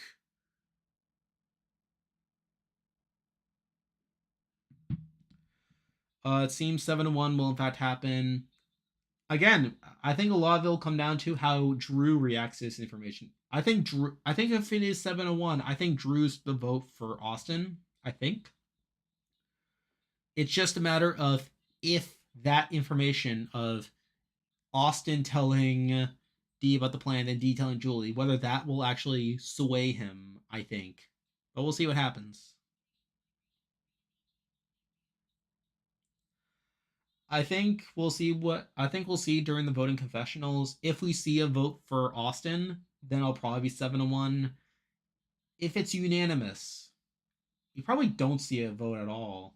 I don't think. So we'll see if we get I think it comes down to whether we see an actual voting confessional. We'll see. We got 118 people on stream right now. If you're just joining us, we are currently waiting for the jury to cast our vote to win the game of Survivor. And I'll pull up the jury scenarios here once again. So in this forecast, I have D with 5 locked jury votes. It really comes down to these 3 swing votes in Drew, Emily, and Caleb. I suspect that at least 2 of them in Emily and Caleb will swing towards D. It all comes down to Drew and whether this becomes a unanimous vote or not, or whether we'll see the 5th straight 7-1 vote in Survivor. Well, we'll pull back up once we get to the actual votes. Predictions. I literally just had the prediction up there on the screen. Jake tie breaks. You think it's a tie? Oh, what if they tie? Yeah, so in a tiebreaker, Jake would cast a tiebreaker, assuming he's the one with the least amount of votes. Tell me about Reba 4, tell me about the showman. So here seems like reunion's tough. Oh yeah, oh yes, yeah. Definitely some of these questions felt like reunion style questions, especially the showman's one. Like, I don't know why they made that part of Final Tribal. I don't know. D winning easily. Oh, yep. D telling Julie was her best and only move.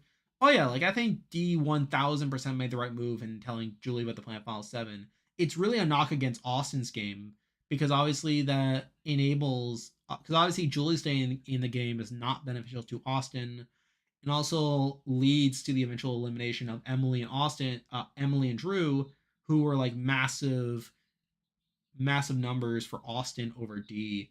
So I think he really just went all in on D at that point, and obviously that's what's gonna cost him to lose the game. I'm voting Austin. That's a choice, but hey, to each his own. These We got a lot of back and forth in the chat right now. We got 114 people on stream right now. We are waiting for the jury to cast their votes. Manifesting that we could have had a Jake, Bruce, Caleb final tribal for the memes. Oh yeah, that would have been a lot of fun. That would have been a lot of fun.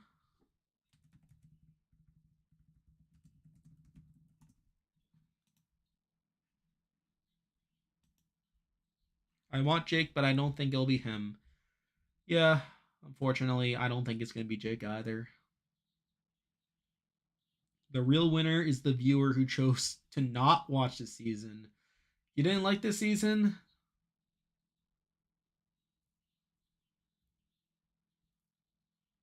I don't know. I like this season. I thought it was pretty good.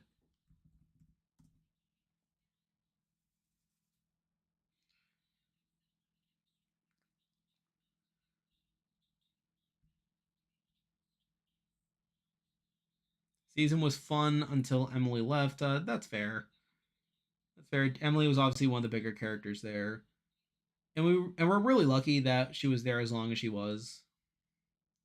This is the most clear yet unclear I've seen people thinking about who's gonna win. Again, I think that I think a lot of like the Jake and Katura hype was like people like trying to like combat the idea that D was so obvious, because obviously like people saw Gabler and they saw Erica and they thought, okay, we're in the new era, like it's not going to be that obvious.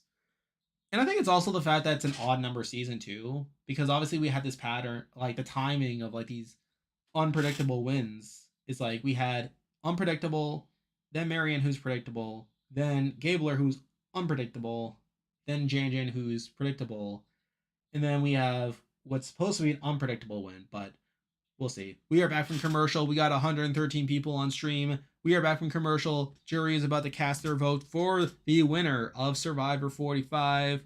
It all comes down to this.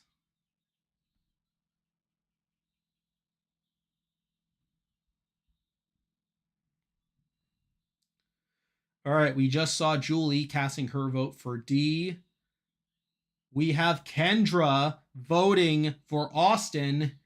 We got a voting confessional here for Austin.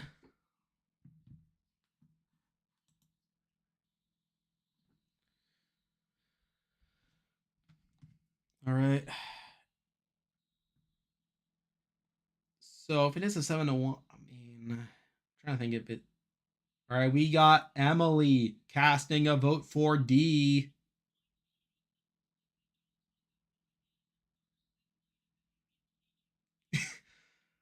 Oh yeah, Emily sounded really mad and indignant at Austin.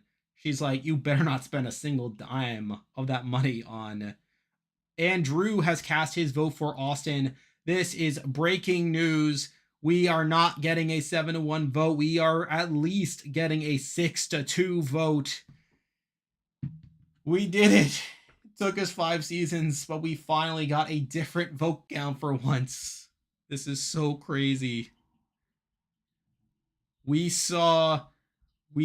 know that Austin's getting at least 2 votes from Kendra and from Kendra and Drew, excuse me. It is now time to reveal the vote.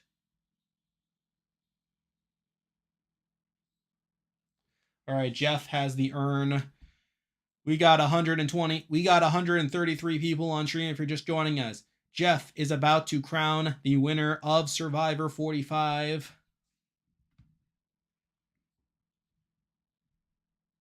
All right, here we go. All right, here we go.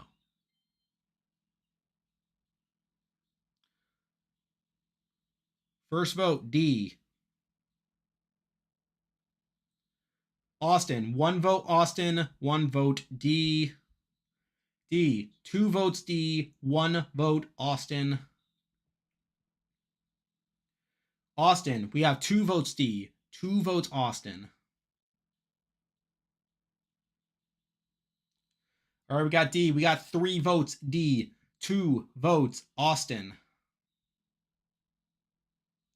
Whoa, we got a 3rd vote for Austin. It is tied again. We have 3 votes D, 3 votes Austin.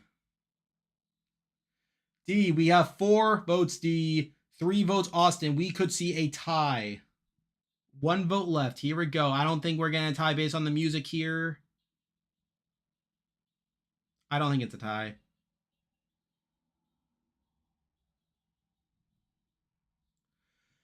And with that, D has won Survivor 45 in a 5-3 vote. We got 139. We got 147 people on the stream. If you're just joining us, D has just been crowned the winner of Survivor 45 in a 5-3 vote. We know 2 of those Austin votes came from Kendra and Drew.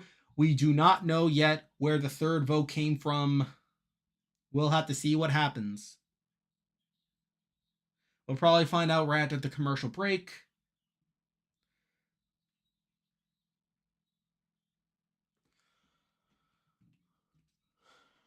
All right.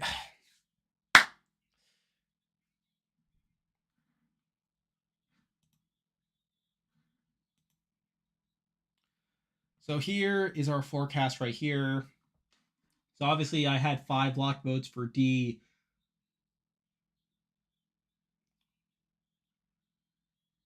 I was just looking at something. I was just again. I'll probably find out at the commercial like what the vote count was.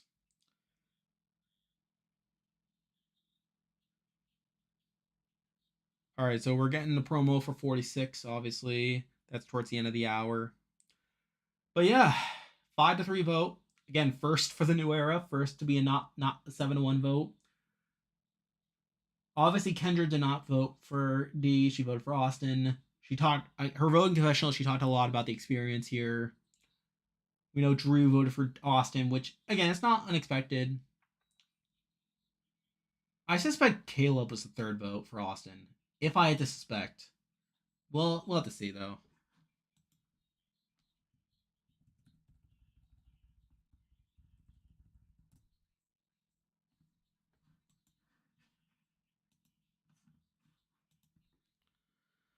We got 112 people on stream. We are currently waiting for the after show to begin. Let's see the stream here.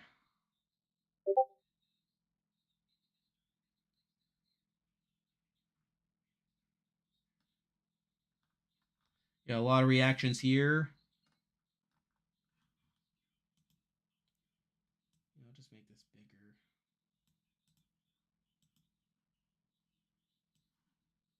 Oh, I'll just paint this. Oh my god. All right. All right. There we go. We got the thing up here.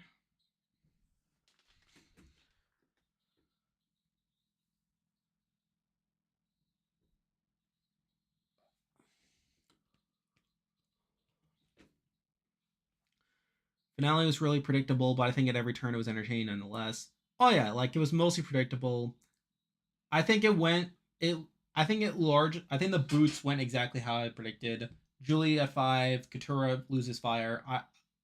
I could definitely have saw that coming, obviously. But yeah, I think like on paper, like it's not great, but I think in execution it was definitely more interesting. Like the final 5 round was definitely a lot more interesting than it had any right to be, I think. And then the final tribal, like I think the final vote count was also interesting. Like again, I am curious to see where that 3rd Austin vote came from. I suspect it's Caleb, but we'll see.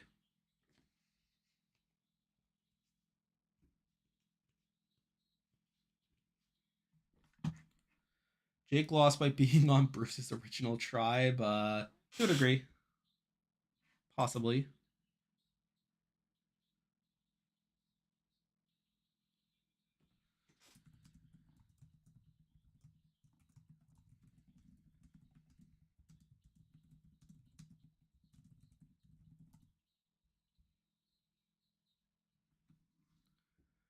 All right, we got 92 people, 81 people on stream. We are back from commercial. Let's see these votes.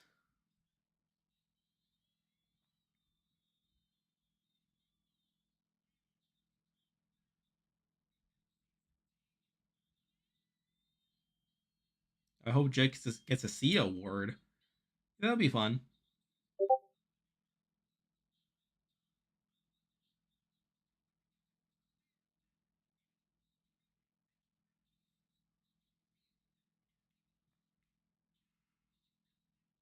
I mean, to be fair, Jeff also mentioned how like the final tribal would be exciting and it'd be kind of a war. So the fact that it is a closer jury vote also kind of checks with that. All right, we got vote. Let's see. Oh, interesting. So Bruce was the fourth. With a. So it was Bruce. Bruce was the third Austin vote. So let's pull that back up. Yeah, I thought Bruce would have been like a. Again, like to be fair, like Bruce didn't like have like too much to say. Let me pull up my notes. So if we go back to like Bruce's exit interview, like what did he say?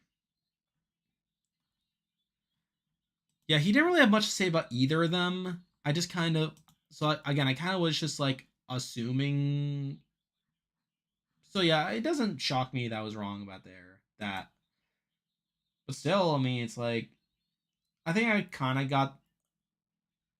got the number of locked votes right. It was just like the wrong locked vote. I thought Caleb was more likely to vote Austin than Bruce was at least. But you live and you learn.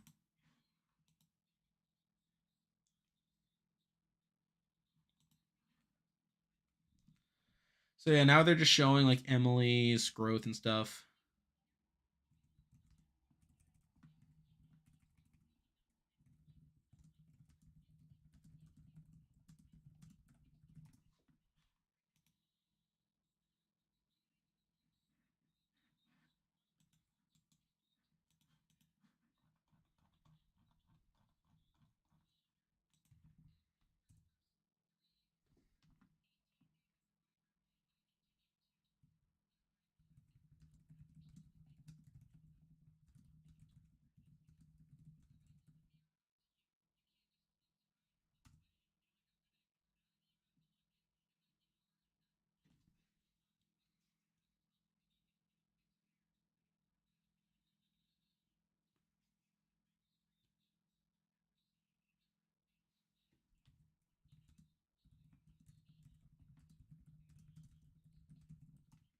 All right, now they're talking about the shot in the dark.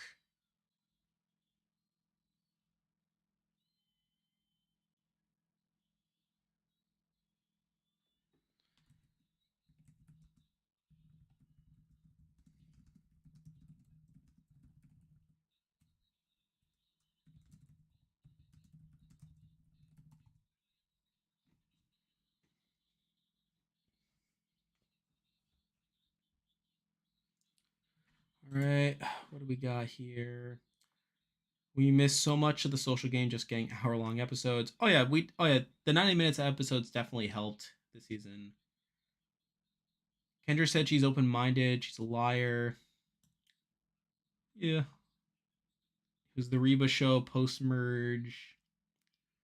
Eh, I mean, Katura definitely got plenty of focus here and there. Same thing with Jake. Jake got tons of focus actually.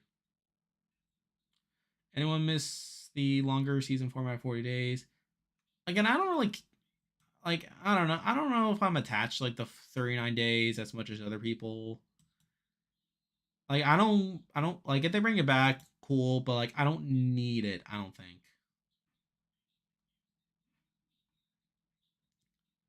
Want to see them get really hungry, punish them for competing. That's a take. Oh, I also have to update the games. That's right. I forgot all about the games. So yeah, we got the draft. So I'll just update the draft.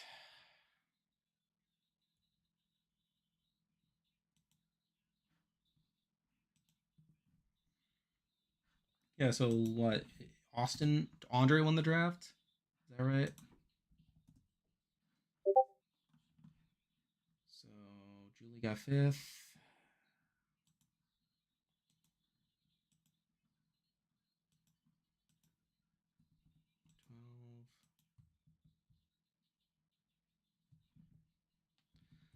Oh my god. Kendra is like, oh yeah, I saw Austin and D coming. Sure. Katura. Wow, only one person. Wow, only Ace drafted Katura. I'm actually kind of shocked by that.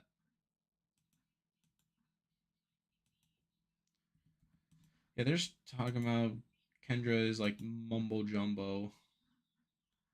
We got Jake in third. Well, 8 people drafted Jake. So Jake got third.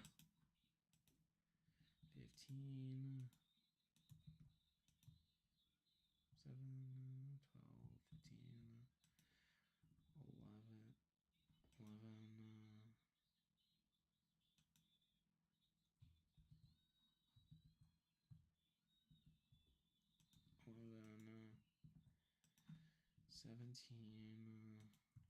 11, 11, 11, 17, 18, 18, 20. Yeah, I got it right, right? Okay.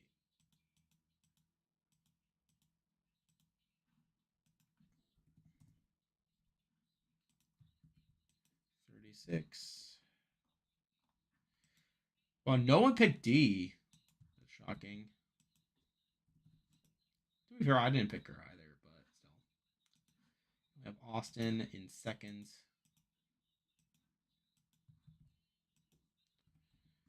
It's pretty close, all things considered.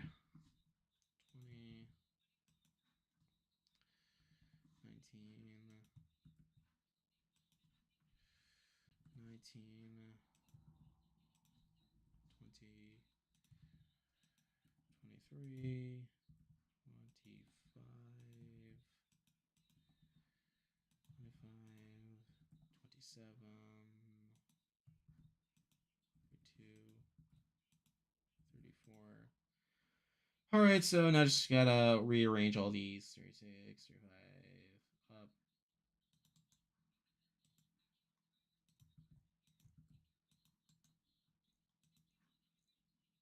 36.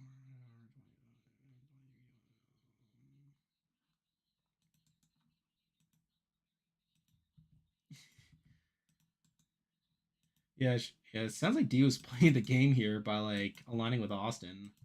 She's literally trying to be like a Robin Amber here. 19.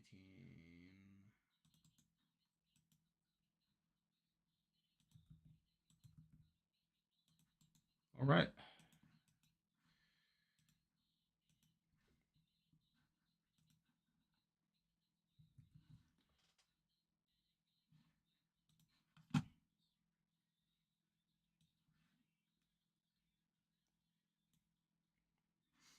Yeah, not much is happening on the after show.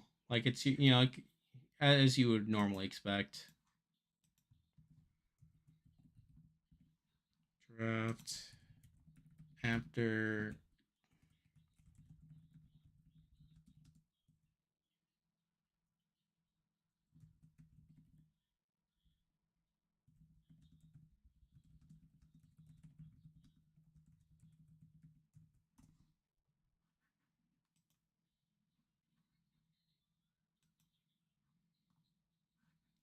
Yeah, and I gotta create a server settings.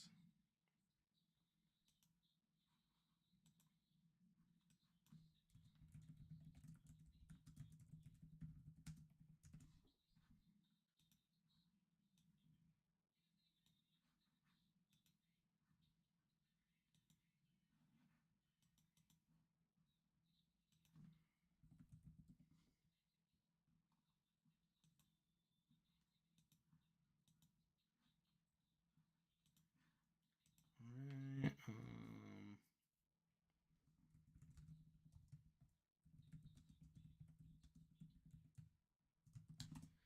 All right.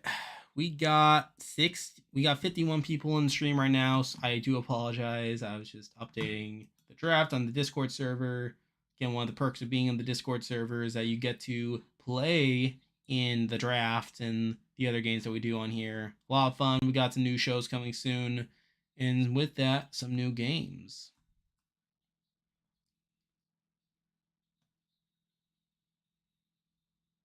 I don't blame Emily for winning D. Austin literally lost the game. That was his to win by telling D. Yeah, it's not great. Fans are already sending Jake so much hate for crying. I can't. Wait, for crying? That's stupid. I feel so bad for him because it sucks being in the position where you know that your dream is in ruins before it happens. Oh yeah, like I definitely feel bad for Jake. Like it's always like a bad game at the end of the day, but I do feel bad for him. Like again, like especially with everything that he went through and everything. But so there's that.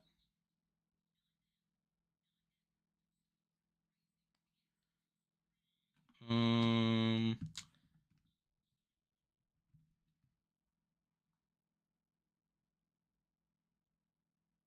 So is Dean Austin a thing? I haven't heard anything about whether they're a thing after the show. Renee and Matt actually are a cute couple. Yeah, I would agree. Again, for someone that doesn't care much about showmances, like again, I'm always happy like for them, like and so much better. Jake winning anything is a pipe dream. All he did was hide behind better players and cry. Oh dear. Katura really messed up. I'm so disappointed in her, such a loser. Man, you guys are so mean. Like, you guys are so mean. That's not nice. Do you think she's a millionaire? That's why this is the dumbest cast in history.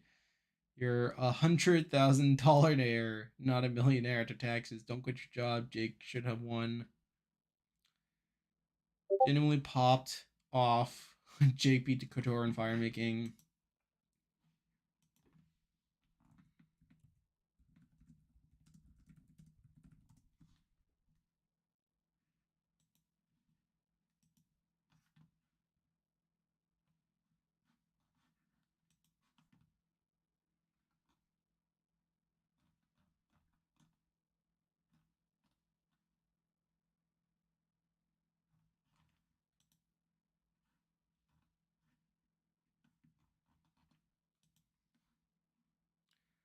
Also, we got some new peeps in the server.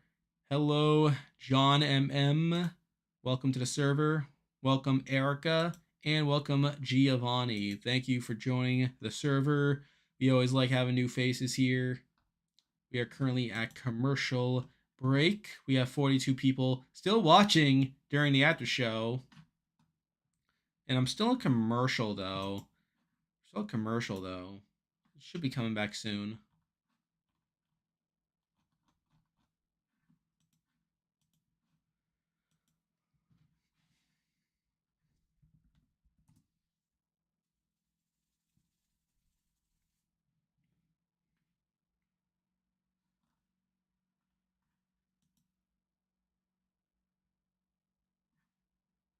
All right, we are back from commercial now.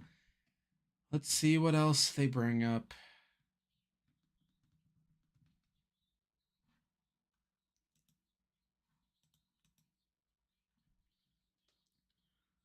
What a joke. D winning. It's pathetic. A poor shade of my jury. It's all about riding on the coattails of Austin. It's a sad commentary. That's a take.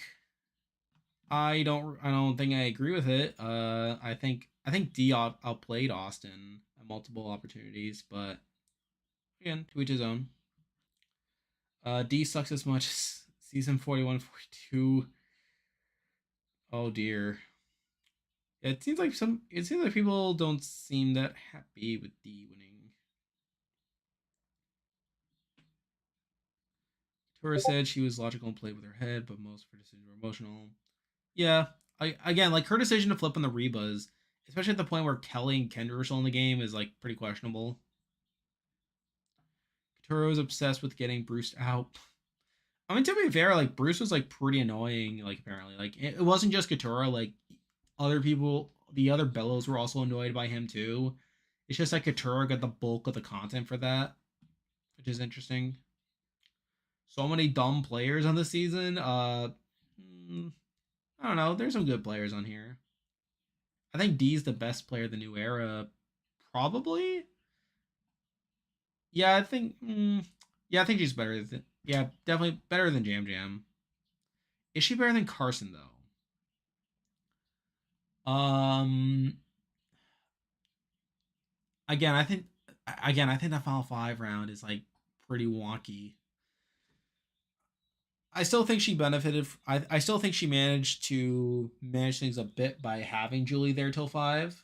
But like her not voting out Julie is still like questionable.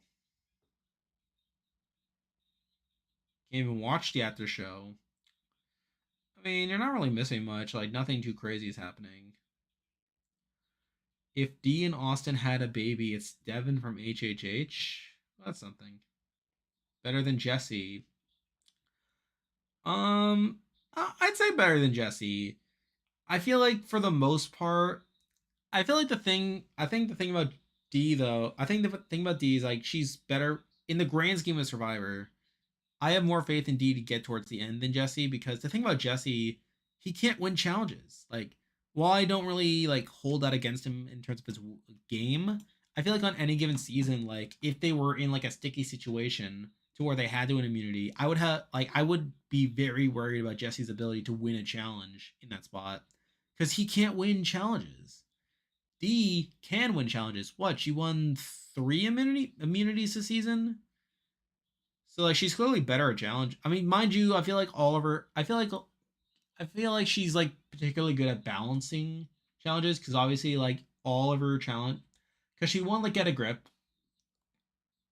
Yeah, she won get a grip, and then the other two were like balance based challenges. So admittedly, not like the most versatile player, but she still won three immunities, which is more than anything Jesse could do.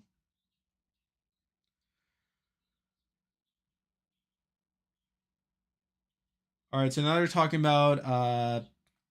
talking about Austin being an alternate.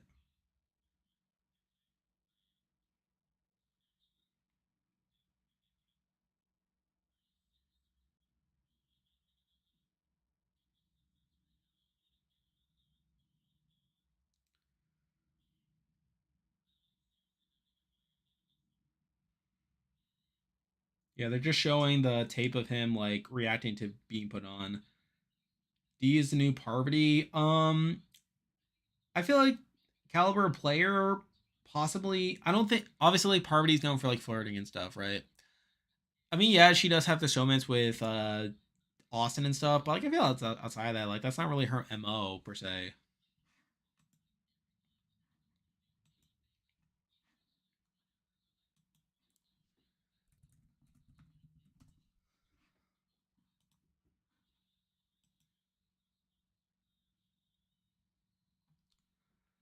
All right, we're going back to commercial again.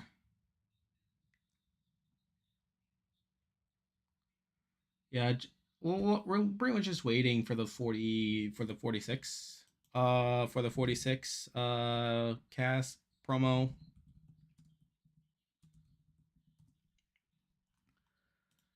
Let me just pull it up.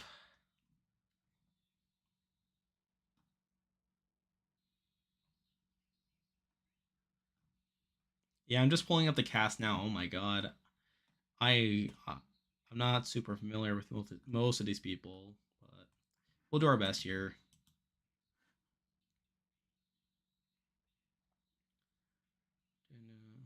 Gabler's fire making was so crazy. That makes him best alone.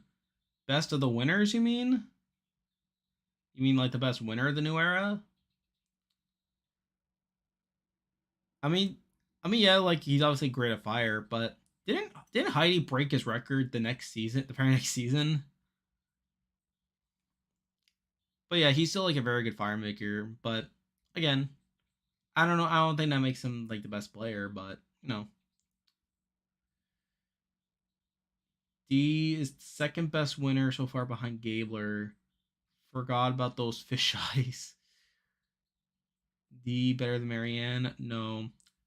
Again, I think D's the best winner of the new era. I feel like she played a better game than Jam Jam.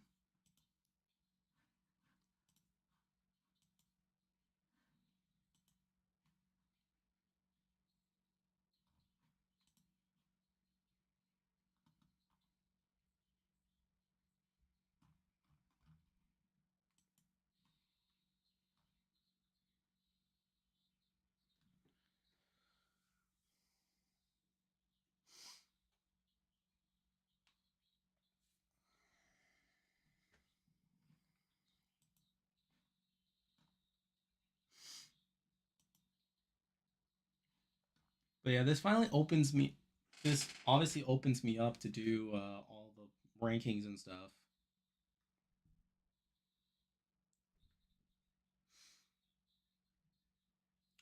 Do I wait for interviews though? How much am I gonna get from the interviews? I think the one question mark is like Katura and like Julie and stuff. So I don't know. Maybe I'll wait. Maybe should I record the review first and then the player ranking? That's probably ideal.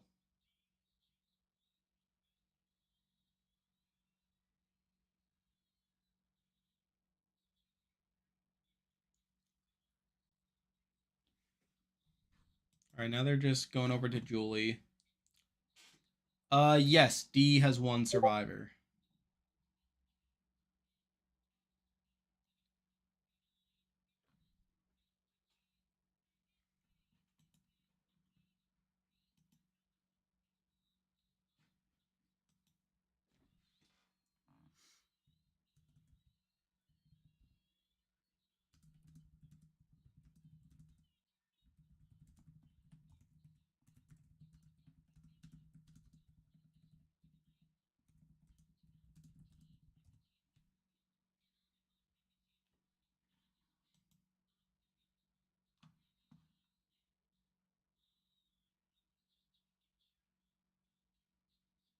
All right, now they're just talking about the auction.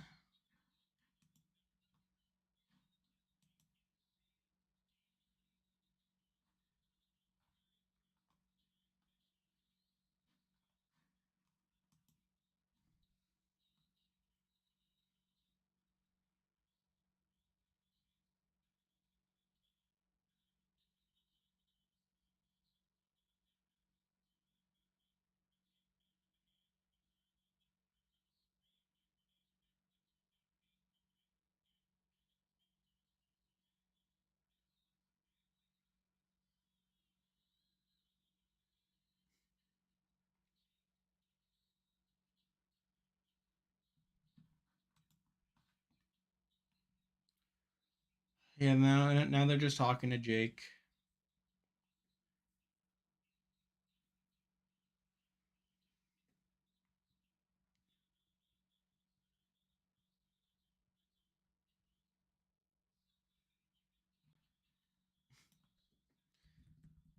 Yeah, so obviously all the lawyers are coming out now. I'm pretty sure Katura already told people that she was a lawyer anyway. But yeah, Julie and Jake are coming forward.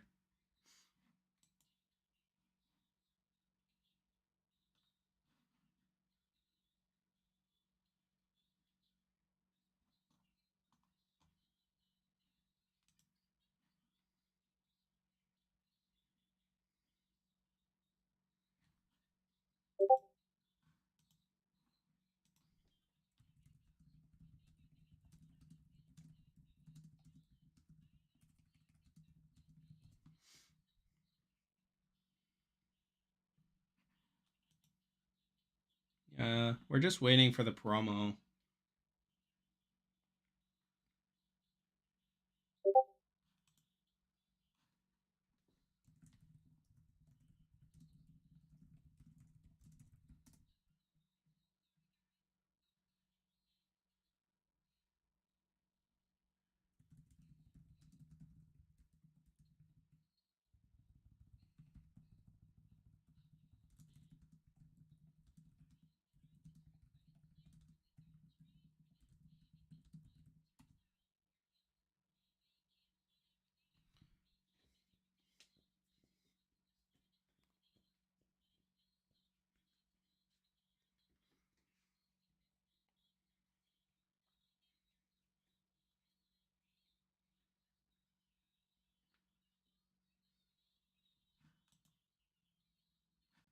Three attorneys this season, and they all made the final five, and yet none of them won.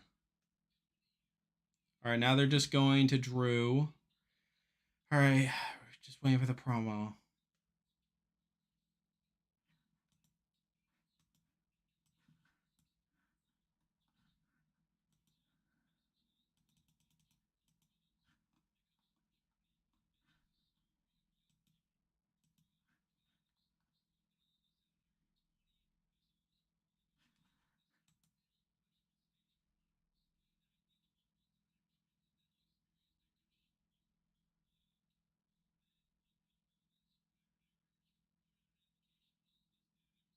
All right, Drew's doing the plug for casting.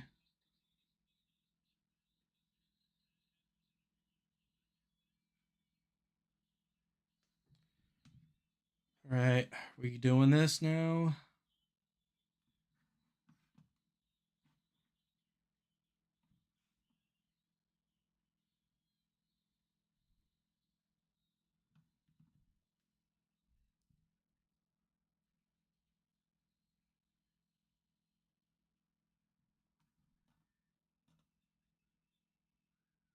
Is that Tevin?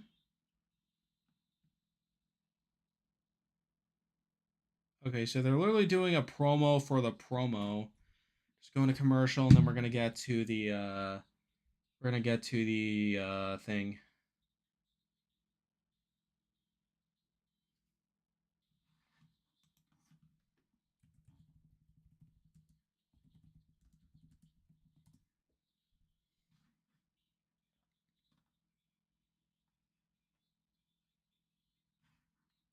So I guess while we're waiting, did we get so the 45 promo? Did we get? I'm just gonna skim through it. Was D in that 45 promo? This was 6 months ago.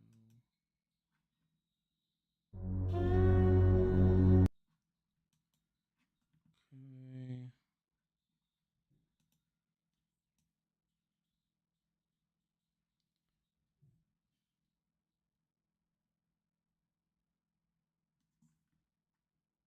Was D in the promo?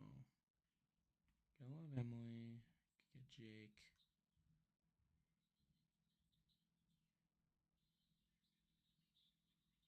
I know this is like kind of tenuous. All right, we're back from commercial. We're gonna get to this promo.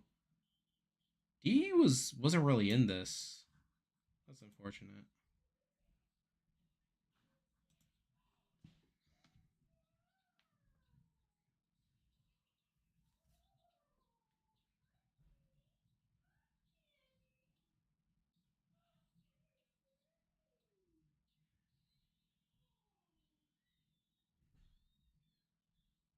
The worst outcome ever on a season of Survivor. The fact Jake got no votes is disgusting. Well, that's unfortunate. All right, time for the promo.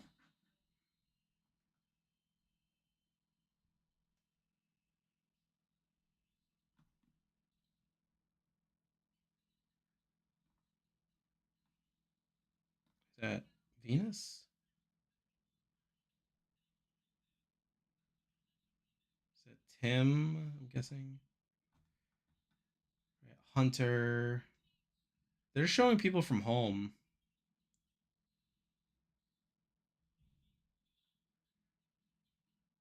This is a weird promo.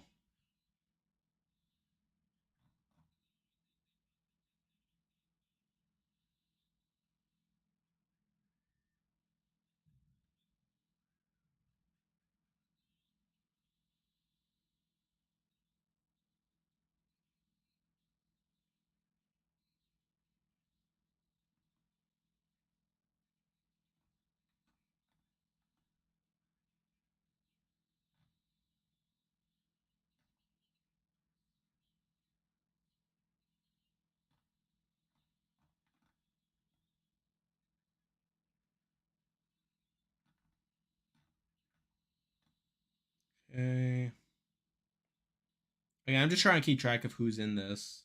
I would need to like take formally keep track of it, but again, I literally just skimmed the 45 promo. I didn't see D in there, so again, it's not a perfect indicator, but I know that it was a trend in like other New Era seasons that if you're in the promo, if you have at least one appearance in the promo, you're probably the winner. But you never know. All right. All right. So that was the finale. So yeah, I think that was a pretty good season. Uh, again, mostly predictable. Like I can't really say I was too shocked by what happened, but still a fun ride. definitely some stuff to talk about in the player ranking, but we'll get to that soon enough. Any of y'all have any last questions? It's late. It's like almost 11 o'clock at this point. Any of y'all have anything you want to add before we log off? Yeah, 46 does look like fun. Obviously we'll have to see, like, I'll have to wait for like the bios and stuff for the preseason, but yeah, I mean, on the face of it, it looks fun. Weird promo though, like a lot of it like focused on like their applications, but it could be interesting. But yeah. But yeah, I mean, if you're still here, we still had 32 people left here. Thank you all for joining us tonight. It was a lot of fun. We had a big finale. Admittedly a predictable outcome, but again, it was still fun seeing it all play out. So yeah, feel free to join the Discord server. Yeah, got some videos down the pipeline. Got player ranking coming soon, review coming soon, and then the awards. The awards will be coming at the end of the year. Any last questions or anything or comments? All right. Yeah, I'm probably gonna log off now. So yeah, thank you all again, and I'll see you soon.